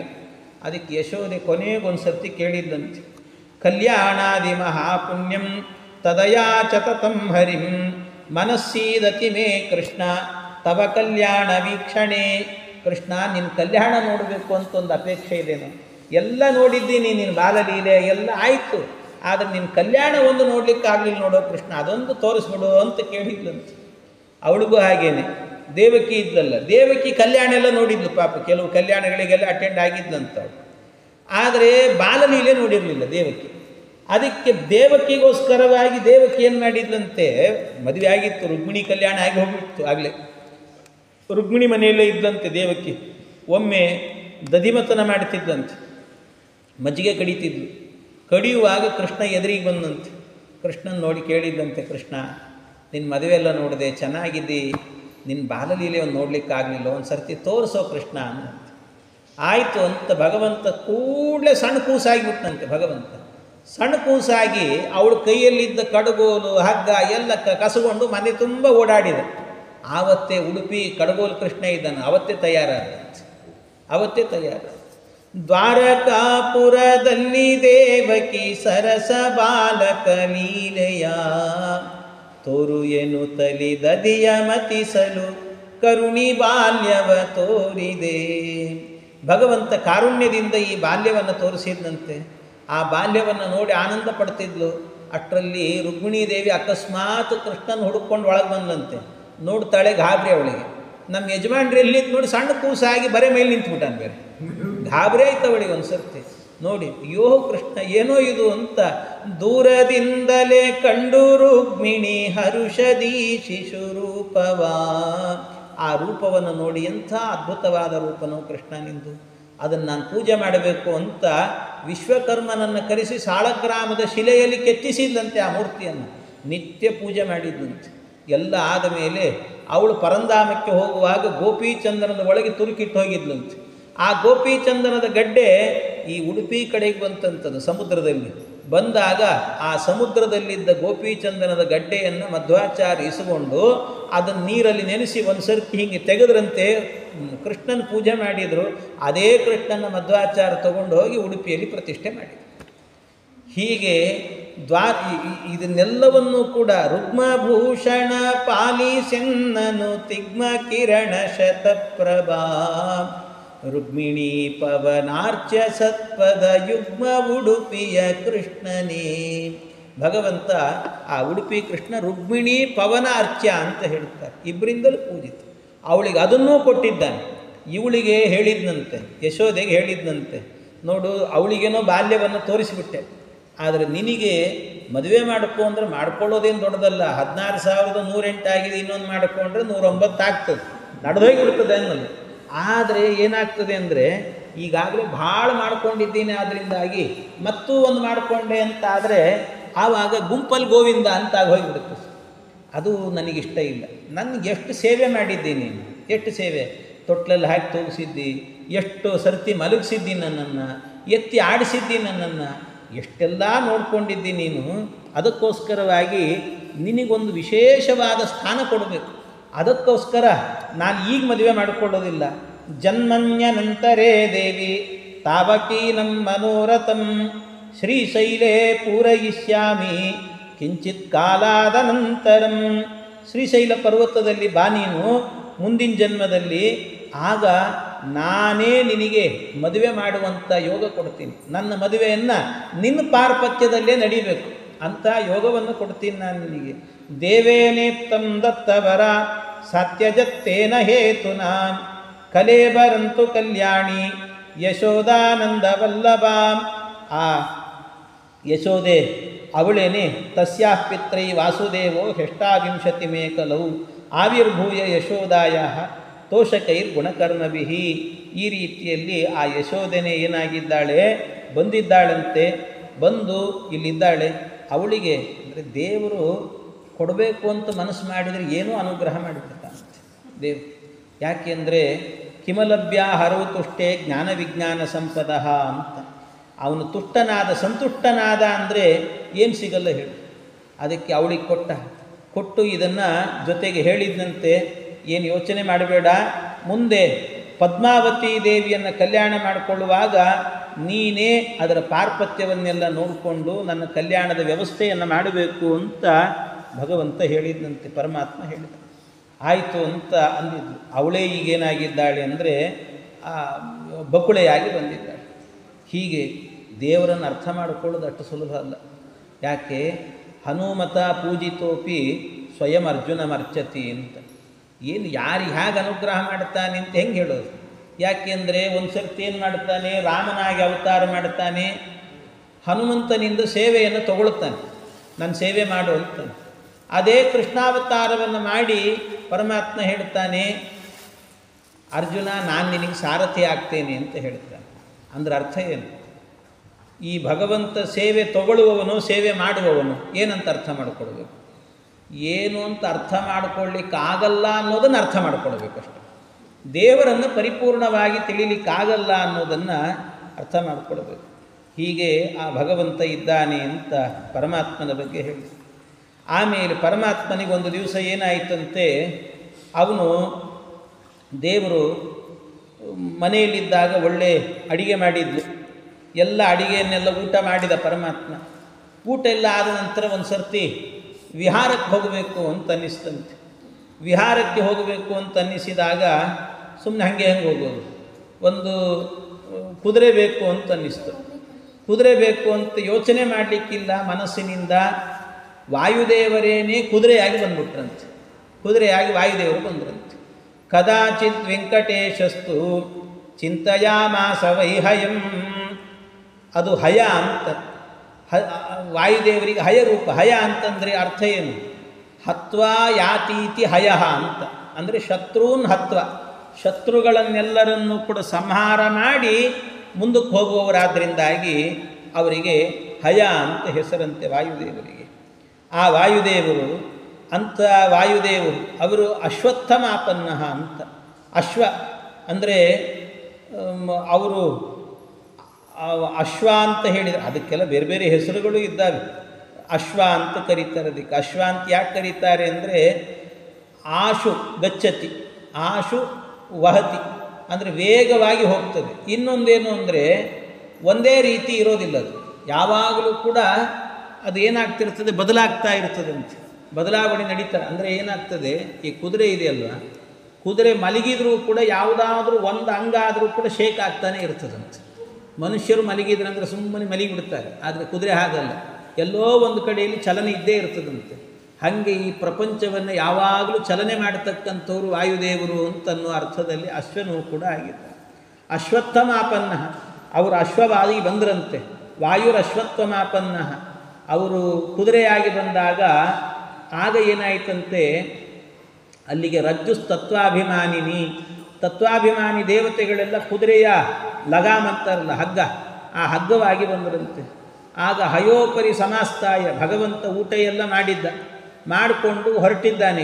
ಕುದುರೆ ಮೇಲೆ ಕೂತ್ಕೊಂಡು ಹೋಗ್ತಿದ್ದಾನೆ. ಹೋಗುವಾಗೇನು ಸುಮ್ಮನೆ ಹೋಗಿಲ್ಲ ಅವನು ಭಗವಂತ. ಹೆಂಗೆ ಹೋಗಿದ್ದ ಅಂತಂದರೆ, ಕಾಂಚೀಂ ಬದ್ವಾ ರಮಾಕಾಂತಃ ಕಾಂಚೀಧಾಮ ವಿರಾಜಿತಃ. ಭಗವಂತ ಒಳ್ಳೆ ಬಟ್ಟೆ ಉಟ್ಕೊಂಡಿದ್ದಂತೆ ಪರಮಾತ್ಮ. ಎಲ್ಲ ಆಭರಣಗಳಿಂದಲೂ ಕೂಡ ಅವನು ಕೂತ್ಕೊಂಡಿದ್ದಂತೆ, ಆಭರಣಗಳನ್ನೆಲ್ಲ ಹಾಕ್ಕೊಂಡಿದ್ದಂತೆ. ಆಮೇಲೆ ಶುಭ್ರವಸ್ತಂ ಪಂಚದಶ ಹಸ್ತಂ, ಅದು ಏನಂತಾರೆ 15 ಮೊಳ ಉದ್ದವಾಗಿರುವಂಥ ಪಂಚೆ ಉಟ್ಟುಕೊಂಡಿದ್ದಂತೆ, ಶುಭ್ರವಸ್ತ್ರ, 15 ಮೊಳ ಇರುವಂಥ ಪಂಚೆ. ಇನ್ನು ಮೇಲ್ಗಡೆ ಒಂದು ಶಾಟಿ ಹಾಕ್ಕೋಬೇಕಲ್ಲ, ಈ ಶಾಟಿನೂ ಹಾಕ್ಕೊಂಡಿದ್ದಂತೆ. ಅದು ಬಿಭ್ರತ್ ತಥೋಪರಿ ಶುಭ್ರವರ್ಣಂ ಚೋತ್ತರೀಯಂ ಪಂಚಹಸ್ತಂ, ಅದು 5 ಮೊಳ ಇರುವಂಥ ಶಾಟಿನ ಹಾಕ್ಕೊಂಡಿದ್ದಂತೆ ಭಗವಂತ. ಆಮೇಲೆ ಏನು ಮಾಡಿದ್ದ ಅಂದರೆ ಆದರ್ಶಾಲೋಕಿತೆ ವಕ್ತ್ರೆ ಧೃತ್ವಾ ಶುಭ್ರಾಂಚ ಮೃತ್ತಿಕಾಂ ತನ್ಮಧ್ಯೆ ಕುಂಕುಮಸ್ಯಾಪಿ. ಆಮೇಲೆ ಏನು ಮಾಡಿದ್ದಂತೆ ಪರಮಾತ್ಮ, ಅವನ ಕನ್ನಡಿಯಲ್ಲಿ ಮುಖವನ್ನು ನೋಡಿಕೊಂಡು ಬಿಳಿ ಮಣ್ಣಿನಿಂದಾಗಿ ಒಂದು ನಾಮವನ್ನು ಇಟ್ಟುಕೊಂಡಿದ್ದಂತೆ. ಆ ನಾಮದ ಮಧ್ಯದಲ್ಲಿ ಒಂದು ಕೆಂಪು ಕುಂಕುಮ ಇರ್ತದಲ್ಲ, ತನ್ಮಧ್ಯೆ ಕುಂಕುಮಸ್ಯಾಪಿ ತಿಲಕಂ ಸುಮನೋಹರಂ ಅಂತ, ಕುಂಕುಮದಿಂದಲೂ ಕೂಡ ಒಂದು ತಿಲಕವನ್ನು ಇಟ್ಟುಕೊಂಡಿದ್ದಂತೆ ಭಗವಂತ. ಸುತ್ತಲೂ ಒಂದು ಬಿಳಿ ನಾಮ, ಅದರ ಮಧ್ಯದಲ್ಲಿ ಆಗಬೇಕಾದ್ರೆ ಒಂದು ಕುಂಕುಮದ ತಿಲಕ, ಇಷ್ಟು ಇಟ್ಟುಕೊಂಡಿದ್ದ. ಜೊತೆಗೇನು ಮಾಡಿದ್ದಂತೆ, ಬಾಯೆಲ್ಲ ಕೆಂಪಗಿರಬೇಕು ಅಂತ ಎಲಡಿಕೆ ಹಾಕ್ಕೊಂಡಿದ್ದಂತೆ. ಎಲಡಿಕೆ ಹಾಕ್ಕೊಂಡು ನಮಲಿ ಬಾಯೆಲ್ಲ ಕೆಂಪು ಮಾಡಿಕೊಂಡಿದ್ದ. ಅದು ಏನು ಎಲಡಿಕೆ ಅಂದರೆ ಕಾಂಜಿ ಪಿಂಜಿ ಅಲ್ಲ, ಮತ್ತೆ ಎಲಡಿಕೆ ಅಂತಂದರೆ ಕೆಲವರು ಇರ್ತಾರೆ, ಎಲ್ಲಾದರೂ ಆಚಾರ್ಯರು ಬಂದರು ಅಂತಾದರೆ ಮಾತ್ರ ಅವರಿಗೆ ಸಪ್ಪನ ಅಡಿಕೆ ಇಟ್ಬಿಟ್ಟಿರ್ತಾರೆ. ಬೇರೆಯವರಿಗೆಲ್ಲ ಮಾತ್ರ ಅದರಲ್ಲಿ ಏನು ಬಡಿ ಸೋಪು, ಏನು ಅದ್ರ ವೈಭವ ಅಂತೀರಿ ಎಲ್ಲ ಹಾಕಿಟ್ಟಿರ್ತಾರೆ. ಆದರೆ ಇವನು ಶ್ರೀನಿವಾಸ ಹಂಗಿರಲಿಲ್ಲ. ಸಪೂಗಿ ಫಲತಾಂಬೂಲಂ ಚೂರ್ಣ ನಿಕ್ಷೇಪ ಪಾತ್ರಕಂ, ಒಂದು ಡಬ್ಬಿನೇ ತಯಾರು ಮಾಡಿಟ್ಟುಕೊಂಡಿದ್ದಂತೆ. ಅದಕ್ಕೆ ಆ ಡಬ್ಬಿಯಲ್ಲಿ ಅಲ್ಲಲ್ಲಿ ಒಂದೊಂದು ಭಾಗ, ಅದರಲ್ಲಿ ಒಂದು ಕಡೆ ವಿಳ್ಯದೆಲೆ ಇಟ್ಟುಕೊಂಡಿರ್ತಿದ್ದಂತೆ, ಇನ್ನೊಂದು ಕಡೆಯಲ್ಲಿ ಈ ಅಡಿಕೆ ಇಟ್ಕೊಂಡಿರ್ತಿದ್ದಂತೆ, ಆಮೇಲೆ ಸುಣ್ಣ ಇನ್ನೊಂದು ಕಡೆಯಲ್ಲಿ, ಅಷ್ಟೇ ಅಲ್ಲ ಒಂದು ಪಚ್ಚಕರ್ಪೂರ ಇಟ್ಕೊಂಡಿರ್ತಿದ್ದಂತೆ, ಆಮೇಲೆ ಈ ಜಾಯಿಕಾಯಿ ಅಂತ ಬರ್ತದೆ, ಆ ಜಾಯಿಕಾಯಿಯನ್ನು ಇಟ್ಕೊಳ್ತಿದ್ದಂತೆ, ಜಾಯಿಕಾಯಿ ಇಟ್ಕೊಳ್ತಿದ್ದ. ಆಮೇಲೆ ಕಾಚು ಅಂತೊಂದು ಬರ್ತದೆ, ಕಾಚು, ಅದನ್ನು ಇಟ್ಕೊಳ್ತಿದ್ದಂತೆ, ಕಾಚು ಇರ್ತಿತ್ತಂತೆ. ಜೊತೆಗೆ ಲವಂಗೈ ಪತ್ರ ಸಮ್ಮಿಶ್ರೈ, ಲವಂಗ ಮತ್ತು ಅದರಲ್ಲಿ ಏನೋ ಒಂದು ಪತ್ರ ಹಾಕ್ತಿದ್ದಂತೆ, ಇದೆಲ್ಲ ಇತ್ತಂತೆ. ಅಂಥದ್ದೊಂದು ರತ್ನದ ಪೆಟ್ಟಿಗೆ ಇತ್ತಂತೆ ಅವನ ಹತ್ರ. ಅಂಥ ಪೆಟ್ಟಿಗೆಯಲ್ಲಿ ಇದ್ದದ್ದನ್ನೆಲ್ಲವನ್ನು ಕೂಡ ಇಟ್ಕೊಂಡಿದ್ದ ಹತ್ತಿರದಲ್ಲಿ. ಇಷ್ಟೆಲ್ಲ ಮಾಡಿಕೊಂಡು ಅದನ್ನೆಲ್ಲ ಬಾಯಿಗೆ ಹಾಕ್ಕೊಂಡಂತೆ ಪರಮಾತ್ಮ. ನಮಲಿದ್ರೆ ಅದನ್ನು ಬಾಯೆಲ್ಲ ಕೆಂಪಗಾಗಿತ್ತಂತೆ, ಬಹಳ ಸುಂದರವಾಗಿ ಕಾಣಿಸ್ತಾ ಇದ್ದಂತೆ ಪರಮಾತ್ಮ. ಆ ರೀತಿಯಲ್ಲಿ ನಮಲಿಕೊಂಡು ಭಗವಂತ ಒಳ್ಳೆ ಸುಂದರವಾಗಿದ್ದಾನೆ. ಜೊತೆಗೇನು ಮಾಡಿದ್ದಂತೆ, ತಲೆ ಬಾಚಿಕೊಂಡಿದ್ದಂತೆ ಕನ್ನಡಿ ಮುಂದೆ ನಿಂತುಕೊಂಡು. ಆಮೇಲೆ ತನ್ನ ತಲೆಯಲ್ಲಿ ತಾನೇ ಹೂ ಮುಡ್ಕೊಂಡಿದ್ದಂತೆ, ಮಲ್ಲಿಗೆ ಹೂ ಮುಡ್ಕೊಂಡಿದ್ದು. ಈ ಕಡೆ ಎಲ್ಲ ಹೋದರೆ ಬೆಂಗಳೂರು ಕಡೆ ದುಂಡು ಮಲ್ಲಿಗೆ ಅಂತ ಬರ್ತದೆ, ಅದು ಈ ಕಡೆ ಎಲ್ಲ ಬರೀ ಸ್ವಲ್ಪ ಕಾಕಡನೇ ಜಾಸ್ತಿ ಇರ್ತದೆ, ಮಲ್ಲಿಗೆ ಸಿಗೋದು ಭಾಳ ವಿರಳ. ಅಂತೂ ದುಂಡು ಮಲ್ಲಿಗೆ ಅಂತ ಇರ್ತದೆ, ಆ ದುಂಡು ಮಲ್ಲಿಗೆಯನ್ನೆಲ್ಲವನ್ನು ಕೂಡ ಮುಡ್ಕೊಂಡಿದ್ದಂತೆ ತಲೆಯಲ್ಲಿ. ಆಮೇಲೆ ಒಂದು ಹಾರ ಹಾಕ್ಕೊಂಡಿದ್ದಂತೆ ಕೊರಳಿಗೆ, ಆ ಹಾರದಲ್ಲಿ ಒಂದು ಪದಕ ಇತ್ತಂತೆ, ಆ ಪದಕ ಹಾಕ್ಕೊಂಡಿದ್ದಂತೆ. ಆಮೇಲೆ ಹಣೆ ಕುಂಕುಮ ಇಟ್ಟುಕೊಂಡಿದ್ದ, ತಿಲಕ ಇಟ್ಟುಕೊಂಡಿದ್ದ, ಕೈಗೊಂದು ಉಂಗುರ ಹಾಕ್ಕೊಂಡಿದ್ದಂತೆ. ಇಷ್ಟೆಲ್ಲ ತಯಾರಿ ಮಾಡಿಕೊಂಡು ಆಮೇಲೆ ಕುದುರೆ ಹತ್ತಿದ್ದಂತೆ ಭಗವಂತ. ಇದನ್ನು ಹಾಗೆ ಹೇಳುತ್ತಾರೆ. ಇದನ್ನು ಹೇಳುವಾಗ ಭಾನುಕೋಟಿ ತೇಜನೀಗ ಬೇಟೆಯಾಡ ಹೊರಟನು, ಮಂಡೆ ಬಾಚಿ ದುಂಡೆ ಹಾಕಿ ದುಂಡು ಮಲ್ಲಿಗೆ ಮುಡಿದನು, ಹಾರ ಪದಕ ಹಣೆಗೆ ಹಾರ ಪದಕ ಕೊರಳಲಾಕಿ ಹಣೆಗೆ ತಿಲಕವಿಟ್ಟನು. ಭಗವಂತ ಇದನ್ನೆಲ್ಲ ಮಾಡಿಕೊಂಡಿದ್ದ. ಅಂಗುಲಿಗೆ ಉಂಗುರ ರಂಗ ಶೃಂಗಾರ ಮಾಡಿದನು. ಭಗವಂತ ಇದನ್ನೆಲ್ಲ ಮಾಡ್ಕೊಂಡು ಹೋಗಿದ್ದ ಅಂತ ಶ್ರೀನಿವಾಸ ಕಲ್ಯಾಣ, ಕನ್ನಡದ ಶ್ರೀನಿವಾಸ ಕಲ್ಯಾಣದಲ್ಲಿ ಹೇಳುತ್ತಾರೆ. ಹಾಗೆ ಇಷ್ಟೆಲ್ಲ ಮಾಡಿಕೊಂಡು ಪರಮಾತ್ಮ ಅದರ ಮೇಲೆ ಕೂತ್ಕೊಂಡು ಹೊರಟನಂತೆ, ಬೇಟೆ ಆಡಬೇಕು ಅಂತ ಹೊರಟಂತೆ ಪರಮಾತ್ಮ. ಬೇಟೆ ಆಡಬೇಕು ಅಂತ ಹೊರಟಾಗ ಬೇಟೆಗೆ ಅಂತೂ ಹೋಗಿದ್ದಾನೆ. ಧನುರ್ಬಾಣದರ ಶ್ರೀಮಾನ್ ಸಾಕ್ಷಾನ್ ಮನ್ಮತಃ. ನೋಡಲಿಕ್ಕೆ ಹೇಗಿದ್ದ ಈ ಶ್ರೀನಿವಾಸ ಅಂತಂದರೆ, ಸಾಕ್ಷಾನ್ ಮೊದಲೇ ಮನ್ಮಥನೇ ಸುಂದರ, ಇವನು ಅವರಪ್ಪ ಹೇಗಿರಬೇಕಿನ್ನು. ಹಾಗಾಗಿ ಸಾಕ್ಷಾನ್ ಮನ್ಮತಃ ಅಂತ ಅದ್ಭುತವಾದಂಥ ಸೌಂದರ್ಯ ಪರಮಾತ್ಮನದ್ದು. ಆ ಸೌಂದರ್ಯವನ್ನಿಟ್ಟುಕೊಂಡು ಭಗವಂತ ಹೊರಟ. ಏವಂ ಮನೋಹರಂ ರೂಪಂ ಧೃತ್ವಾ ಶ್ರೀ ವೆಂಕಟೇಶ್ವರ. ಹೋಗ್ತಾ ಇರಬೇಕಾದ್ರೆ ಏನಾಯ್ತಂತೆ, ಭಗವಂತ ಹೋಗಬೇಕಾದ್ರೆ ಅದು ಎಂಥದ್ದು, ಹೋಗಬೇಕಾದ್ರೆ ಒಳ್ಳೆ ಮುಹೂರ್ತ ಇತ್ತು ಅಂತ ಹೇಳುತ್ತಾರೆ. ಮುಹೂರ್ತ ಇತ್ತಂತೆ. ಆವತ್ತಿನ ದಿವಸ ಹೋದರೆ ಮದುವೆಗೆ ಬೇಕಾದ ಹುಡುಗಿ ಸಿಗ್ತಾಳೆ ಅಂತ. ಇದೆಲ್ಲ ಮುಹೂರ್ತಗಳಿತ್ತು ಅಂತಾದರೆ ಮುಹೂರ್ತ ಚೆನ್ನಾಗಿತ್ತು ಅಂತ ಹೇಳುತ್ತಾರೆ. ಏನದು ಮುಹೂರ್ತ ಅಂತಂದರೆ ಧ್ವಜಯೋಗ ಇತ್ತಂತೆ.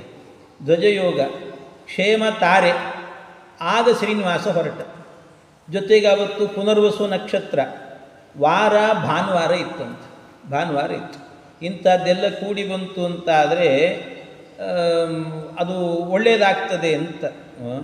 ಎಲ್ಲರೂ ಕೂಡ ಎಲ್ಲರಿಗೂ ಸಂಪತ್ತು ಸಿಗ್ತದಂತೆ, ಸಂಪತ್ತು. ಹಾಗೆ ಇವನು ಕೂಡ ಏನು ಮಾಡಿದ ಅಂತಂದರೆ ಅದು ಆ ಯೋಗಕ್ಕೋಸ್ಕರ ಅವಾಗಲೇ ಹೊರಟ ಭಗವಂತ. ಹೊರಟಾಗ ಅವಾಗೇನಾಯಿತು ಅಂತಂದರೆ ಅವಾಗ ಭಗವಂತನಿಗೆ ಹೋಗಬೇಕಾದ್ರೆ ದಾರಿಯಲ್ಲಿ ಒಂದು ಆನೆ ಸಿಕ್ತಂತೆ. ಕರೀಂದ್ರ ಸಂಗೇನ ಸಮಾಗತೋ ಹರಿಹಿ ಹೇಳ್ತಾರಲ್ಲ, ಒಂದು ಆನೆ ಬಂತು. ಆನೆ ಬಂದದ್ದು ನೋಡಿ ಆನೆಯನ್ನು ಬೇಟೆ ಆಡಬೇಕು ಅಂತ ಅನಿಸ್ತಂತೆ ಇವನಿಗೆ, ಭಗವಂತನಿಗೆ. ಆನೆಯನ್ನು ಬೇಟೆ ಆಡಬೇಕು ಅಂತ ಹೇಳಿಕೊಂಡು ಅದ್ರ ಹಿಂದಿಂದೆ ತತ್ರೈಕಂ ಹಸ್ತಿನಂ ದೃಷ್ಟ ಮದಮತ್ತಂ ವನೇಚರಂ, ಆ ಆನೆ ನೋಡ್ಕೊಂಡ್ಬಿಟ್ಟು ಅದ್ರ ಹಿಂದಿಂದೇ ಹೋದನಂತೆ ಪರಮಾತ್ಮ. ಹೋದ ಕೂಡಲೇ ಭಗವಂತ ಅದ್ರ ಹಿಂದಿಂದ ಇವನು ಬಿಡಲಿಲ್ಲ, ಹೋದ ನಂತರ ಒಂದು ಹೂವಿನ ತೋಟ, ಆ ಹೂವಿನ ತೋಟದ ತನಕ ಹೋಗಿ ದಂಡವತ್ಪತಿತೋ ಭೂತ್ವ ಶುಂಡಾಮುದ್ಯಮ್ಯ ಗರ್ಜಯನ್, ಆ ಆನೆ ಏನು ಮಾಡಿತಂತೆ ದೀರ್ಘದಂಡ ನಮಸ್ಕಾರವನ್ನು ಮಾಡಿ ಸೊಂಡ್ಲನ್ನು ಮೇಲೆತ್ತಿ ಒಂದು ಸರ್ತಿ ದೇವರೇ ನಿನಗೆ ನಮೋ ನಮಃ ಅಂತ ಶ್ರೀನಿವಾಸ ಗೋವಿಂದ ಗೋವಿಂದ ಅಂದ್ರಂತೆ. ಅಷ್ಟು ಹೇಳಿಕೊಂಡು ಆ ಆನೆ ಏನಾಗಿಬಿಡುತ್ತಂತೆ, ಇದ್ದಕ್ಕಿದ್ದಾಗೆ ಮಾಯ ಆಗಿಬಿಡುತ್ತಂತೆ, ಅಲ್ಲಿ ಮಾಯ ಆಗಿಬಿಡುತ್ತೆ. ಆಮೇಲೆ ಈ ಶ್ರೀನಿವಾಸ ಆ ಕಡೆ ಈ ಕಡೆ ನೋಡ್ತಾನೆ, ಎಲ್ಲೂ ಕಾಣ್ತಿಲ್ಲ.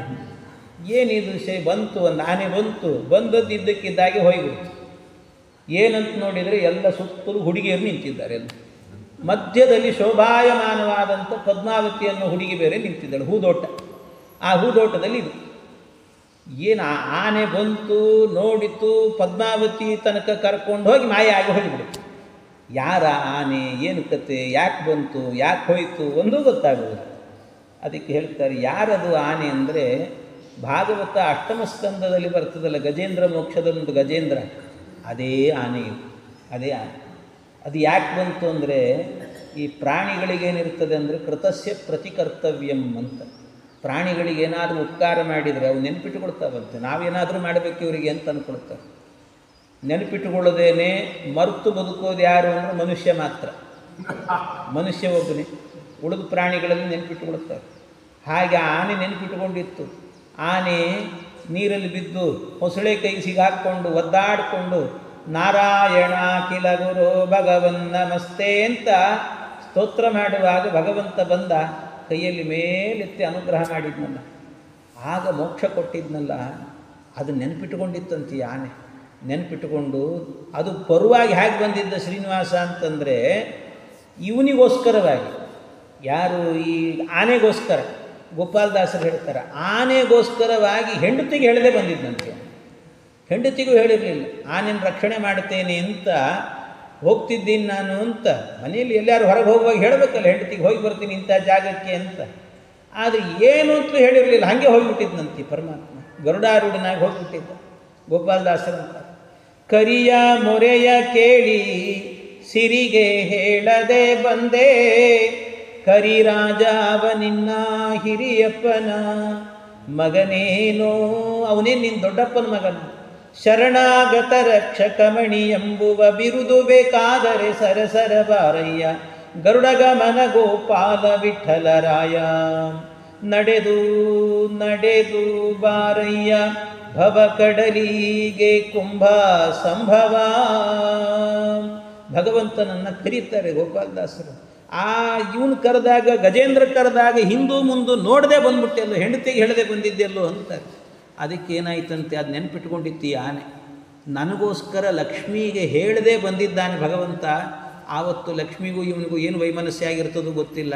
ಅದಕ್ಕೆ ನಿಮ್ಮಿಬ್ಬರನ್ನು ಒಂದು ಮಾಡಿಬಿಡ್ತೀನೋ ಭಗವಂತ ಅಂತ ಆನೆ ಬಂದು ಪದ್ಮಾವತಿ ಎದುರಿಗೆ ನಿಲ್ಲಿಸಿ ಅಲ್ಲಿಂದ ಹೊರಟೋಗ್ಬಿಡ್ತು.